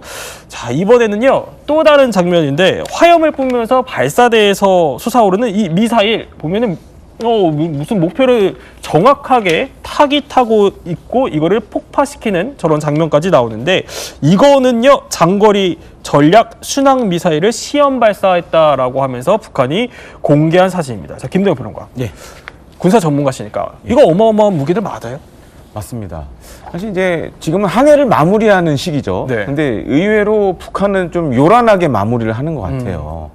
그러니까 이제 북한이 이 연말 연시에 자기들이 그동안 개발했던 무기들을 연쇄다발적으로 지금 보여줬습니다. 그래서 앞서 설명해 주신 대로 장거리 전략 순항 미사일을 최근에 이제 공개를 했고 네. 구체적인 사거리는 얘기를 안 했습니다. 하지만 이제 비행 시간으로 우리가 좀 유추해 보자면 한 사거리가 이제 1000km 이상 되는 걸로 보여지고 그렇게 따지면 우리 대한민국과 일본까지도 다 사거리에 들어간다라고 예상해 볼 수 있고요. 또 한 가지로는 이제 장거리 전략 순항 미사일이라는 명칭을 썼습니다. 네. 그러니까 이게 장거리 전략이라는 건 핵탄두를 장착하겠다라는 의미를 내포하고 있죠. 핵탄두. 예. 예. 그리고 이제 두 번째로는 이 8,700토크 네. 이 핵잠을 또 공개를 했습니다. 그동안 이제 설왕설래가 많았는데 언제쯤 나오나 했더니 이렇게 돌연 연말에 이제 깜짝 등장을 했는데 이거 관련된 얘기 또 뒤에서 저희가 이제 풀 거고 네. 그다음에 또 한 가지로는 사실 이제 북한이 신형 고공 장거리 지대공 미사일도 공개를 했습니다. 그래서 지금 이제 영상으로 나오고 있는 사진으로 나오고 있는데 네. 잘 보면 우리가 만든 엘셈하고 좀 비슷해요. 약간 이제 예, 러시아 쪽에 뭔가 영향을 받지 않았나라는 느낌도 들고 발사될 때도 보면 이제 콜드런치라 그래서 네. 가스압으로 미사일을 공중으로 밀어내서 점화해서 날아가는 방식을 지금 사용하고 있습니다. 이것도 사실 구체적으로 어느 정도 성능을 갖고 있다는 얘기는 안 했는데 나온 걸 보면 한 200km 정도의 사거리를 갖고 있는 거 아니냐 이렇게 좀 보여지고 있습니다. 뭐 육지 바다 가리지 않고 작심하고 어떻게 보면 최종 비밀 병기를 꺼내든 것 마냥 이렇게 작심하고 내년에 이제 우리 가만히 있지 않겠다라고 어찌 보면 엄포를 놓는 것 같습니다. 그런데요, 문제는요, 북한이 이 핵 추진 잠수함을 공개하면서 또 이렇게 우리를 겨냥했습니다. 한번 들어볼까요? 최근 서울의 청탁으로 워싱턴과 합의된 한국의 핵잠수함 개발 계획은 조선반도 지역의 불안정을 더욱 야기시키게 될 것이며 공격적인 행위로 반드시 대응해야 할 안전 위협으로 간주한다는 데 대하여 언급하셨습니다. 그러니까 얼마 전에 우리 이제 핵 추진 잠수함 만들기로 한 거 그 소식 듣고 상당히 단단히 열받은 것 같아요. 예. 그 북한 아마 이제 우리와 미국 사이의 핵 추진 잠수함 문제와 관련해서 저렇게 전격 합의가 나올 줄은 몰랐던 것 같습니다. 네. 그런데 저렇게 합의가 나와서 북한이 대단히 당황한데요. 왜 당황해 하고 있는가 하면 북한은 지금 핵 전략 잠수함을 만드는 매우 시초 단계입니다. 그런데 우리는 미국의 승인이 없어서 그렇지 핵 추진 잠수함을 만들 수 있는 설계나 노하우, 네. 소형 원자로를 다 가지고 있기 때문에 가지고 있는 나라가 저걸 만들자고 하면 대단히 빨리 접근할 수 있고 북한은 아직도 먼 거리를 가야 하는 이런 이제 시간표가 서로 다르기 때문에 당황했을 수 있는데 우리 핵 추진 잠수함 문제를 가지고 북한이 저렇게 걸면서 마치 그것 때문에 북한이 전략 핵 잠수함을 만드는 것처럼 말하는 건 대단히 오노도단이다. 왜냐하면 북한 이미 8차 당대 때 몇 년 전에 핵 추진 잠수함 설계를 다 끝냈다고 세상에 발표했습니다. 그리고 제가 오늘 얘기할 수 있는 게 뭔가 하면 제가 2004년도에 처음으로 영국에 이제 발령받아 가지고 갔거든요. 그때 북한이 핵 잠수함을 가지고 있는 나라 외교관 공간들에 어떻게 하면 핵 잠수함 설계도를 좀 구입할 수 없겠느냐. 비밀 지령이 2004년도에 그때 벌써 나왔어요. 2004년 한참 됐는데요? 한참 됐죠. 그래서 그때 그런 지령을 보면서 저희들이 깜짝 놀란 게 아니 여느 잠수함도 아니고 전략핵 잠수함 설계를 어떻게 구할 수 있는 방도로가 없다는 게 이게 무슨 말이냐. 대단히 저희들도 우아했거든요. 공간에서. 그런데 문제는 뭐냐면 뭐 구할 수도 없었고 정 구할 수 없으면 인터넷에 들어가서 얼추 공개한 그런 설계도라도 없는지라는 걸 이제 좀 알아보라는 또 지시가 내려옵니다. 그런데 그때 어떤 일이 있었는가 하면 북한 공간에서 이야기하던 제 친구 이름이 이용철인데 좀 야 이걸 좀 내가 어떻게 구해가지고 어떻게 상부에 보고해서 훈장이라도 좀 받을 수 없을까? 이렇게 해서 좀 약간 노력하던 찰나에 어떻게 영국 정보당국이 알았는지 영국 외무성에서 공식 경고를 했습니다. 공간에서 이런 자료를 수집하거나 현재 와 있는 다른 무관부와 연결하면서 이렇게 군사 목적에 필요한 활동을 하면 안 된다. 1차 경고다. 이런 활동이 지속되면 추방한다라고 영국 외무성에서 공식 현재 있는 북한 공간에 경고장이 날아왔기 때문에 그때부터 모든 활동이 중단됐습니다. 그러니까 2004년도부터 북한은 설계도를 그리기 위한 데 착수했죠. 2004년도입니다. 아니 근데 그럼 태공사님 당시 이제 영국에 계셨을 때 그 지령을 받았을 거 아니에요? 네. 뭐 좀 하셨어요? 솔직히 저는 이거 뭐 하다가 큰일이다. 왜냐면 영국 정보 당국이 얼마나 이제 그 눈치가 빠릅니까? 조금이라도 이제 빌미를 준다면 추방합니다, 영국은. 예, 그래서 이런 거 절대 하면 안 되겠구나라고 생각하고 알았습니다라는 못하겠다 하면 또 큰일 납니다. 예, 알았습니다 하는 정도로. 그래서 영국에서는 핵 잠수함 설계와 관련한 자그마한 단서도 짊어댔습니다. 그건 제가 장담합니다. 어쨌든 뭐 한 20년 정도 전부터 대단히 오래전부터 전략적으로 생각했죠. 어떻게 하면 바다로 들어가겠느냐. 그때부터 뭐 이미 생각해왔던 거를 괜히 이제 또 우리를 걸고 넘어지면서 저렇게 그렇죠. 보도를 했다라는 거. 근데 이게 사실 태영 의원님이 보시기에는 우리를 걸고 넘어지고 있지만 이게 사실 북한 내부 민심 달래기라면서요. 예. 왜냐하면 지금 북한은 이제 내년도에 9차 당대회를 하겠다고 합니다. 네. 그런데 9차 당대회를 하려면 지난 8차 당대 때와 9차 당대 이 사이에 뭘 했느냐라는 성과물을 주민들한테 보여줘야 됩니다. 다른 하나는 지금 북한군이 우크라이나에 가서 전쟁에서 싸우고 있는 지 1년이 지나고 정말 사망자도 많이 나고 지뢰 해제하려고 갔다가 9명이 죽어오고 그러면 북한 일반 주민들이 보건대는 필경 러시아에서 돈이 왔겠는데 이걸 다 어디에 썼을까? 이 우문이 왜 생기거든요. 왜 사람이 피부에 와닿는 성과가 안 보이니까. 그러니까 지금 연말을 맞으면서 김정은은 이런 군사적인 성과물을 보여주기 위한 목적도 있겠지만 더 나아가서는 민심을 향해서 여러분 돈을 제가 다 혼자 쓰지 않고 보세요. 이렇게 잠수함도 만들고 이런 방사포도 만들고 또 전략 순항 미사일도 만들고 있지 않습니까? 그러니까 나라를 지키기 위해서 돈이 많이 들어갑니다. 북한 젊은이들이 그저 생떼 목숨 잃은 건 아닙니다. 이런 민심 달래기 차원도 대단히 강하다고 보여집니다. 자, 그런데 한 가지만 계속 이제 말씀하셔서 추가적으로 궁금한 거는 어쨌든 그 지령 받으셨을 때 핵잠 좀 설계도를 갖고 와라라고 했을 때 이게 사실 외교관 입장에서 굉장히 황당한 지령이잖아요. 그런데 이건 뭐 핵 잠수함뿐만 아니라 북한은 모든 이제 국가들의 그 나라에 해당한 이제 그 지령들을 계속 이제 내보내고 있죠. 그래서 또 그걸 통해서도 또 많은 정보들을 수집해 오고 있는 것도 사실입니다. 자, 어쨌든 한번 그러면은 비교부터 해볼게요. 이렇게 남북한이 서로 이제 핵잠수함을 갖게 되는 초기 단계로 들어갔으니까 자, 일단 김대호 평론가 일단 비교부터 해볼게요. 우리 거가 김정은이 지금 이렇게 난리칠 정도로 위협적입니까? 북한은 알고 있죠. 그러니까 방금 이제 태영호 의원님도 얘기를 해주셨지만 기술적인 격차가 크거든요. 그러니까 우리는 사실 이제 모든 준비가 다 돼 있었고 이 원자로에 들어가는 핵연료만 미국이 오케이를 해주면 만들 수 있는 지금 조건은 다 가지고 있습니다. 반면에 이제 북한은 사실 요번에 보여준 이 SSBN 이 전략 원잠 같은 경우에는 뭐 뒤에도 제가 설명을 드리겠지만 사실 좀 의문스러운 부분이 너무 많아요. 그러니까 일종의 모래성을 싼 거 아니냐라는 느낌이 들 정도로 기술적으로 그렇게 지금 진전이 없는 상황에서 일단 모형은 보여줬거든요. 그런 것을 이제 감안했을 때는 북한 입장에서는 만약에 대한민국은 만들면 정말 100% 성능을 발휘할 수 있는 그런 무기가 나오는 거고 어떻게 보면 북한은 약간 과시할 수 있는 이런 것들밖에 안 된다라는 그런 문제도 있고 또 한 가지는 약간 이제 좀 더 디테일하게 좀 살펴보자면 지금 이제 언급되고 있는 건 북한 같은 경우에 지금 이제 그래프로 나오고 있지만 아무래도 이제 고농축 연구 사용이 가능한 좀 순도가 높은 핵연료를 사용하지 않겠냐. 그리고 최근에 이제 러시아와 기술 교류 얘기가 많이 나오지 않습니까? 근데 이제 러시아 같은 경우에는 보통 40%에서 20% 정도 농축된 그런 핵연료를 사용합니다.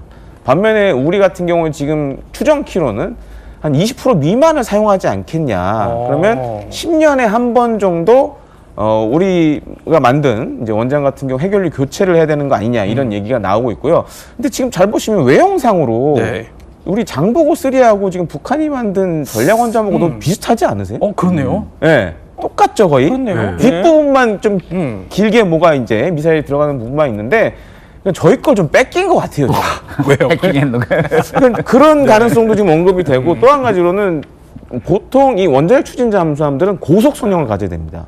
그래서 이제 물방울형으로 많이 만드는데 이번이 북한이 공개한 걸 보면 물방울형이 아니라 조속 선형이에요. 그래서 우리 디자인을 좀 많이 참고한 거 아니냐. 좀 이런 분석들도 나오고 있는 상황입니다. 이제 남북한의 핵잠수함을 저희가 본격적으로 비교해 볼 텐데 자, 그 전에 김정은의 어떻게 보면 의지 뭐 이런 걸 하나 엿볼 수 있는 사진을 하나 저희가 포착을 했는데, 자, 김정은이 무언가를 둘러보는데 거기 뭐가 포착됐다면서요? 네, 맞습니다. 지금 사진 보시면은 김정은이 무기 공장으로 모이는 데에서 지금 뭐 간부들하고 뭐 이야기를 나누고 있습니다. 근데 뭐예요? 예. 김정은 얼굴 약간 살 빠진 것 같기도 보이는데 포토샵 한 걸까요? 저 뒤에 보시면요. 뭐라고 써있냐면 대한민국 것들을 네, 대한민국 것들을 쓸어버릴 무기 생산에 총력을 다하자 이렇게 써 있습니다. 근데 여기서 우리가 주목해야 될 것은 이제 대한민국 것들을이라고 썼잖아요. 그러니까 대한민국 것들을 쓸어버릴 무기를 지금 여기서 생산하자는 거예요. 네. 대한민국 것이라고 그러면 난가 싶은데 대한민국 것들을 쓸어버릴 저게 뭐라고요? 무기 생산에 총궐기하자. 총궐기하자. 네. 보여줄 거면 제대로 보여주지. 좀 저렇게 흐릿하게 보여주는 건 좀 이상한 의도가 있는 것 같긴 한데. 아니 태영 의원님. 네. 저 대한민국이라고 말하는 것도 이상한데 원래 저렇게 해요?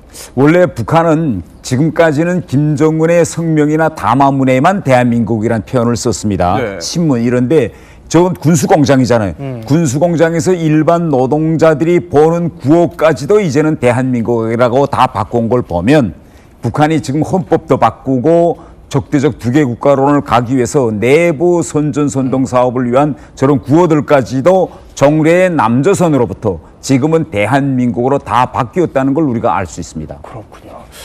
의도가 어찌됐든 간에 이제 북한이 우리를 완전히 다른 나라로 보고 또 적으로 규정하는 거 아니냐 이런 시그널이 나오는 건데, 자, 그 배경에는 이제 앞으로 우리가 갖게 될 핵 잠수함을 의식한 행보로 보입니다. 그럼 이제 한 번씩 따져볼게요. 이 핵 잠수함 완성 체크리스트로 한번 남북한이 얼마나 완성되고 있는지 한번 보도록 하죠. 첫 번째 체크 포인트는 이겁니다. 일단 대형 잠수함 설계 건조인데 북한 거 일단 육안으로 우리는 못 봐요. 갈 수가 없으니까. 근데 영상만 봐서는 일단 어느 정도예요, 수준이? 저는 사실 이제 국내에서 잠수함 건조하는 곳을 실제로 가봤습니다. 가봤는데 요번에 이제 북한이 공개한 사진하고 비교를 해보면 사실 주변에 이렇게 잠수함을 만들 수 있는 뭐 용접을 한다든가 이런 기자재들이 보여야 되는데 전혀 안 보여요, 지금. 그래서 저게 과연 정말 만들고 있는 건지 아니면 그냥 일종의 보여주기 위해서 크게 그냥 만들어 놓은 건지 약간 의심스러운 부분이 있고, 그리고 이제 뭐 지금 자막으로 나오고 있지만 소나라든지, 그러니까 지금 보시면 측면에 뭔가 긴 게 붙어져 있죠. 그 사진에 보시면 저게 바로 이제 저 옆에 이렇게 길게 붙어 있는 거예요? 저게 이제 소나 종류의 하나입니다. 이게 있고 그다음에 이제 어뢰 발사관도 보이고 하는데, 주변에 보면 이게 보통 잠수함을 건조하는 뭐 선체를 막 용접하고 이런 것들이 나와야 되거든요. 그런 게 전혀 없어요. 이게 좀 이제 보여주기용 아니냐는 생각도 많이 들고, 또 한 가지로는 잠수함은 아시다시피 수중에서 활동을 해야 됩니다. 그럼 바닷밑 속에 들어가면 압력을 받겠죠. 그래서 이제 압력 선체라는 걸 만들어야 되는데, 그래서 이제 우리나라 같은 경우에는 잠수함에 사용되는 고장력강을 실제로 만든 나라 중에 하나예요. 그리고 이제 동해 같은 경우에는 평균 수심이 1,500m입니다. 근데 1,500m. 네, 아까 우리가 봤던 이제 장보고3 같은 경우에는 지금 이제 나오고 있지만 수직 발사관 뒤에 이제 함교 뒤로 보면 10개가 SLBM이 탑재가 되고, 지금 앞에는 어뢰 발사관으로 보이는 구멍이 한 6개 이렇게 실루엣이 보입니다. 그렇네요. 그리고 이제 뒤쪽에 이제 원자로가 탑재됐을 걸로 생각을 하는데, 실제 북한이 지금 원자로를 갖고 있을지도 의문스러워요. 그것도 몰라요? 왜냐면은 보통 저렇게 잠수함에 탑재하기 전에 지상에서 테스트를 해야 돼요. 근데 여지껏 요즘은 사실 인공위성이 워낙 많기 때문에 저런 시설을 만들게 되면 눈에 띕니다. 근데 북한이 아직까지 그런 시설을 만들었다는 얘기가 없어요. 그렇군요. 그래서 약간 좀 미지수도 많고, 과연 잠수함 만들 수 있는 저런 고장력강을 북한이 생산해낼 수 있느냐, 이것도 사실 좀 의문인 상황입니다. 그럼 이걸 여쭤봐야 될 것 같아요. 북한이 자체적으로, 그러니까 어디 다른 나라 힘 안 빌리고 자체적으로 인력이나 기술이나 그게 돼요? 저렇게 만들 일단. 일단 저 정도까지 기술은 됩니다. 북한의 실제 잠수함 기술은 원래 북한이 자체로 개발한 것이 아니고 심포에 잠수함 건조 공장이 있는데 북한에서는 이걸 보고 봉대 보일러 이건 누가 만들어줬느냐? 중국이 와서 해준 겁니다. 첫 잠수함 공장은 중국이 와서 다 건설해 주고 기술도 이전 받았고, 이자 방금 우리 김대현 이제 전문가님께서 평가한 것처럼 일반적인 군사 전문가들이 보건대는 대단히 불균형적인 잠수함입니다. 함교가 저렇게 크다, 물방울 형태가 아니고 크다는 거는 엄청난 저항을 받고, 그 다음에 운밀성도 보장 안 되고 속도도 안 되는데, 그러면 왜 우리가 북한이 저렇게 무리수를 두면서도 좀 균형에도 맞지 않는 잠수함을 만드는 그 원리를 알아야 됩니다. 북한은 우리하고 핵 잠수함에 대한 원리가 군사 원리가 달라요. 우리는 네. 미국도 그렇고 러시아도 그렇고 핵 잠수함을 만드는 나라들은 이 잠수함이 핵 보복 타격입니다. 1차로 맞았을 때 핵기지가 다 맞아졌을 때 2차로 보복을 하기 위해서 핵무기를 바다에 넣어두거든요. 네. 북한은 보복 타격 원리가 아니라 북한은 선제 타격을 하겠다는 겁니다. 핵 잠수함을 만들어서 일명 칼은 네. 바다에서의 칼은 우리가 만들려는 핵 추진 잠수함이고 전략 핵 잠수함은 방패인데 네. 북한은 반대로 전략 핵 잠수함을 칼로서 공격형으로 쓰겠다는 겁니다. 그러면 우리가 생각하는 것처럼 저렇게 함교도 작고 물방울 형태도 만드는 것이 아니라 네. 공격 먼저 쓰겠다는 거니까 저렇게 투박하게 만들어 가지고 먼저 상대를 공격할 수 있는 능력을 보유하자 네. 이겁니다. 그러면 왜 저렇게 북한이 바다에 들어가느냐? 우리가 상식적으로 놓고 보면 남과 북의 영토가 작고 우리 채널 A 우리 이야기도 하는 이 장소가 북한으로부터 100km밖에 안 됩니다. 그러면 이렇게 좁은 영토에서 수도가 가까운 500km 범위 안에 양측의 수도가 있는데 네. 바다까지 갈 필요가 뭐 있습니까?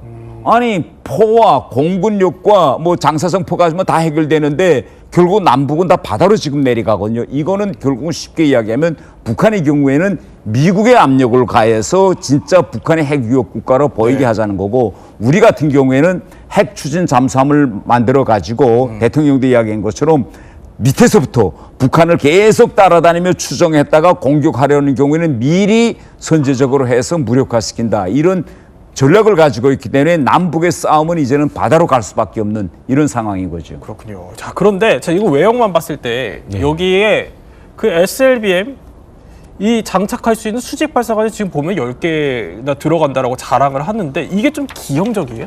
맞습니다. 그러니까 전 세계적으로 처음 이 전략 원자 SLBM을 쏘는 전략 원자를 만든 나라가 이제 미국입니다. 근데 그때도 이제 미국이 급하다 보니까 저거랑 비슷하게 사실 이제 세일 뒤에다가 발사관을 이렇게 쫙 해놨는데 조금 높았어요.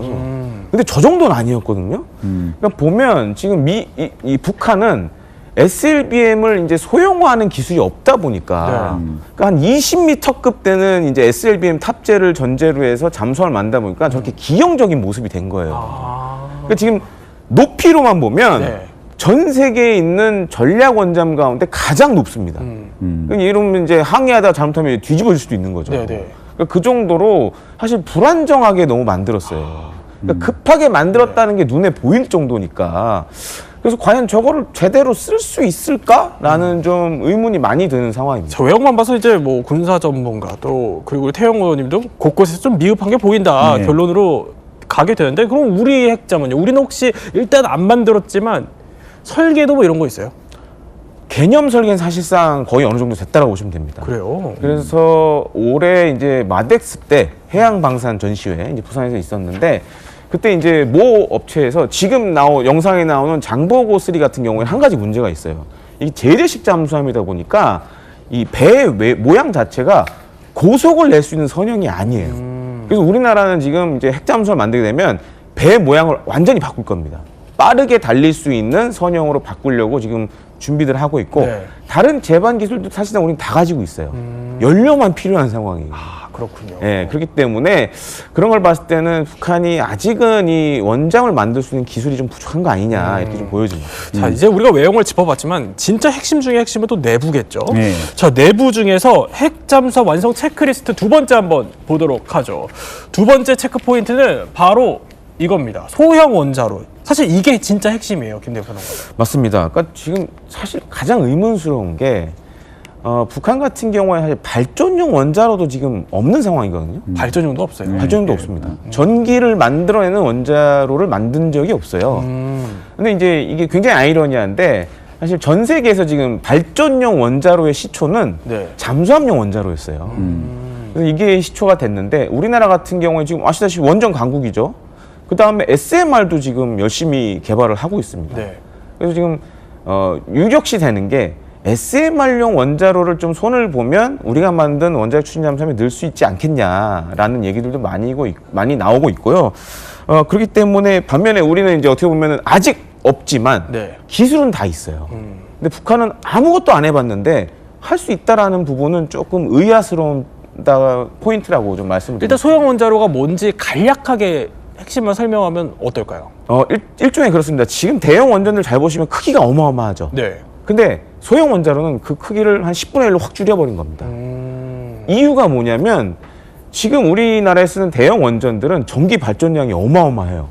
130메가와트 이상 됩니다. 근데 원자핵 추진 잠수함은 그렇게까지 필요가 없어요. 50메가와트 그러니까 전기 출력으로 계산했을 때 50메가와트 60메가와트 정도면 돼서 크기를 그래서 줄일 수가 있는 겁니다. 그런데 이 소형 원자로가 어쨌든 핵잠수함을 건조하는 데 있어서 진짜 어려운 과제 중에 하나라고 하는데 아까 발전 원자로도 없다고 그랬거든요. 그래요. 북한은 지금 실제 핵 연료는 우라늄 농축을 통해서 플루토늄을 무기화해서 가지고 있지만 그것을 쓸 수 있는 원자로는 만들지 못했습니다. 지어 전기를 생산하는 평화적인 핵 에너지 이용에서는 북한은 대단히 이제 낙후한 상태가 있죠. 그런데 이제 방금 말씀하신 것처럼 핵 추진 원자로에서 가장 핵심은 작은 소형 원자로인데 이걸 북한이 못 만들고 있습니다. 그래서 저는 저거는 결국은 러시아에서 가지고 오려는 게 아닐까 이렇게 지금 생각하고 있습니다. 러시아에서. 근데 아니나 다를까 이거 러시아에서 떼오려는 정황들이 곳곳에서 포착이 돼요?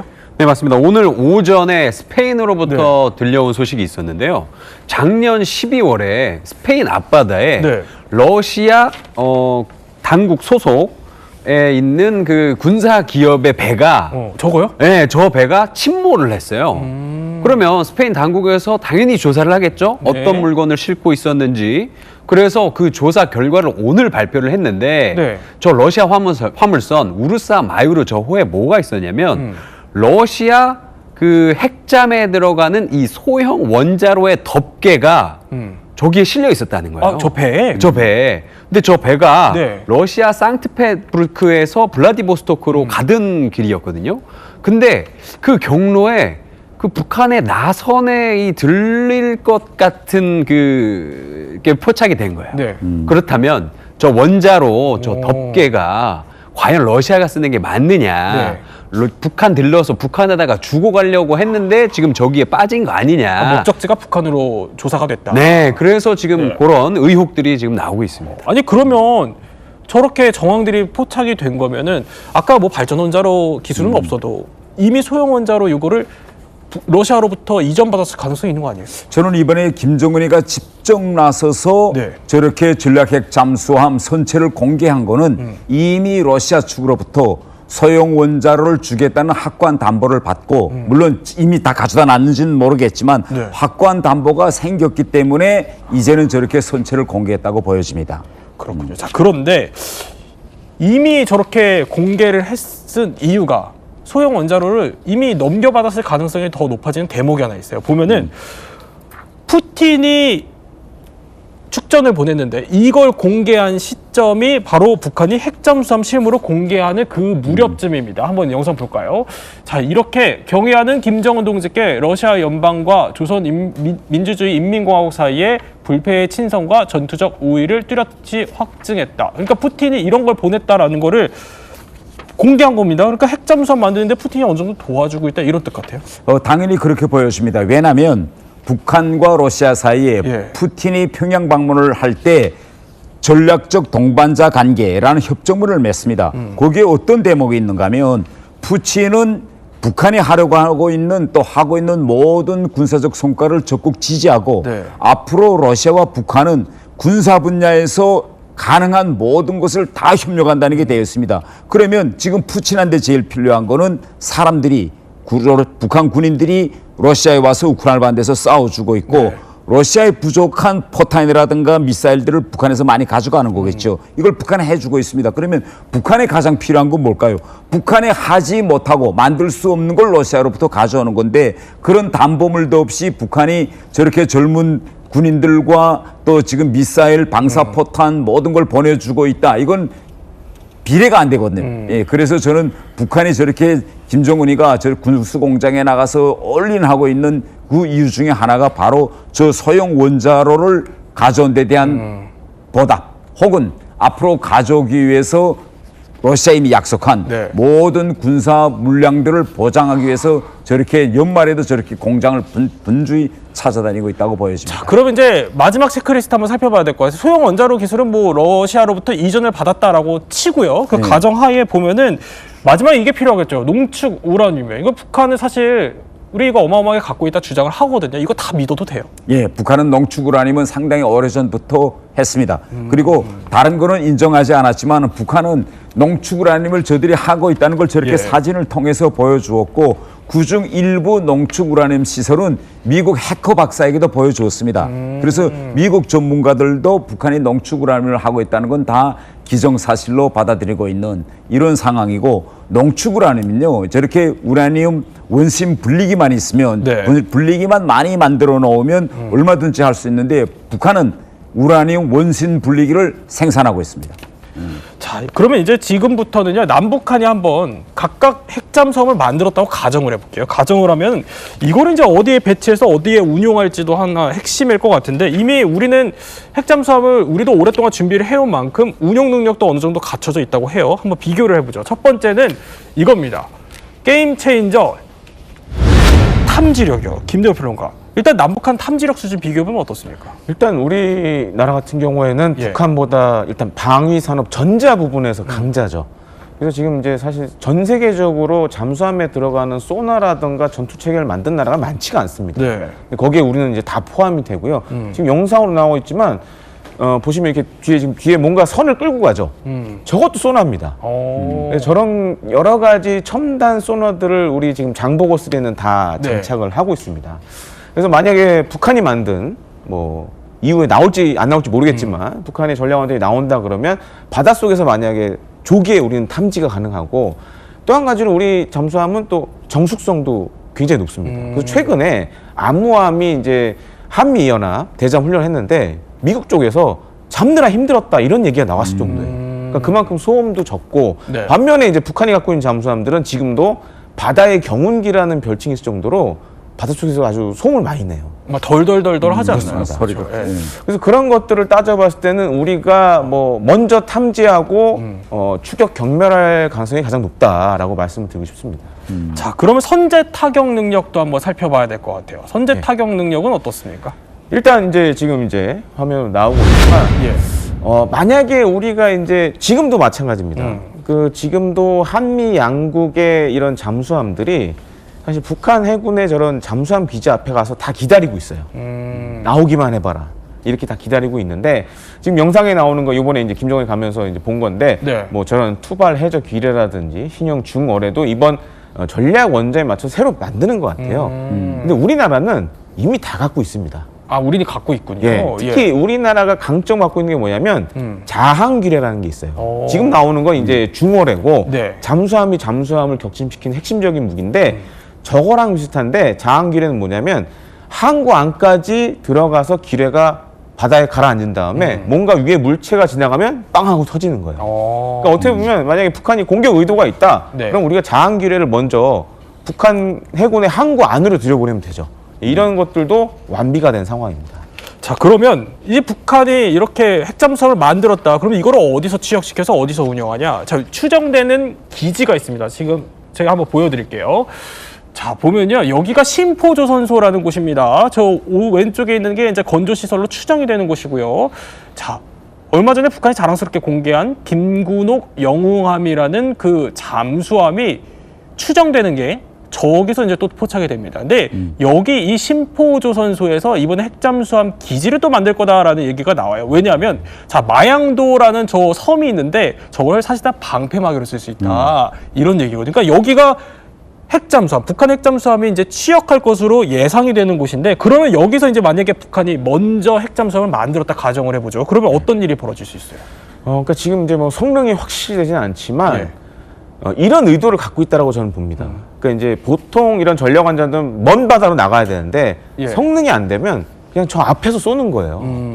그렇게 되면 이제 가장 큰 문제가 뭐 지금 사진으로 나오고 있지만 앞에 이제 섬이 있기 때문에 만약에 우리 잠수함들이 안까지 들어가려면 굉장히 위험하겠죠. 그래서 이제 제가 앞서 자항기로도 말씀을 드렸고, 그래서 북한 같은 경우에 지금 약간 이제 다른 나라들과 다른 방식을 좀 사용하려는 것 같다 이렇게 보여지고, 만약에 근데 북한이 저런 의도를 갖고 있다. 그럼 이제 만약에 이렇게 잠수함이 나왔다 그러면 한미 양국의 수상 전투하면 잠수함들이 뒤쫓아가겠죠. 그리고 SLBM을 쏘려고 했을 때 선제 타격할 수도 있겠죠. 이제 이런 것들을 우리 군도 다양한 시나리오를 가지고 검토하고 있는 것으로 전해지고 있습니다. 네. 과연 이제 뭐 남북한이 다 핵잠을 만들기 시작했는데 어느 수준까지 도달할지는 더 지켜봐야겠다라는 생각이 들긴 합니다. 자, 세 분과 함께 북한의 핵잠 공개 의도 한번 짚어봤습니다. 저희는 60초 후에 뵙겠습니다.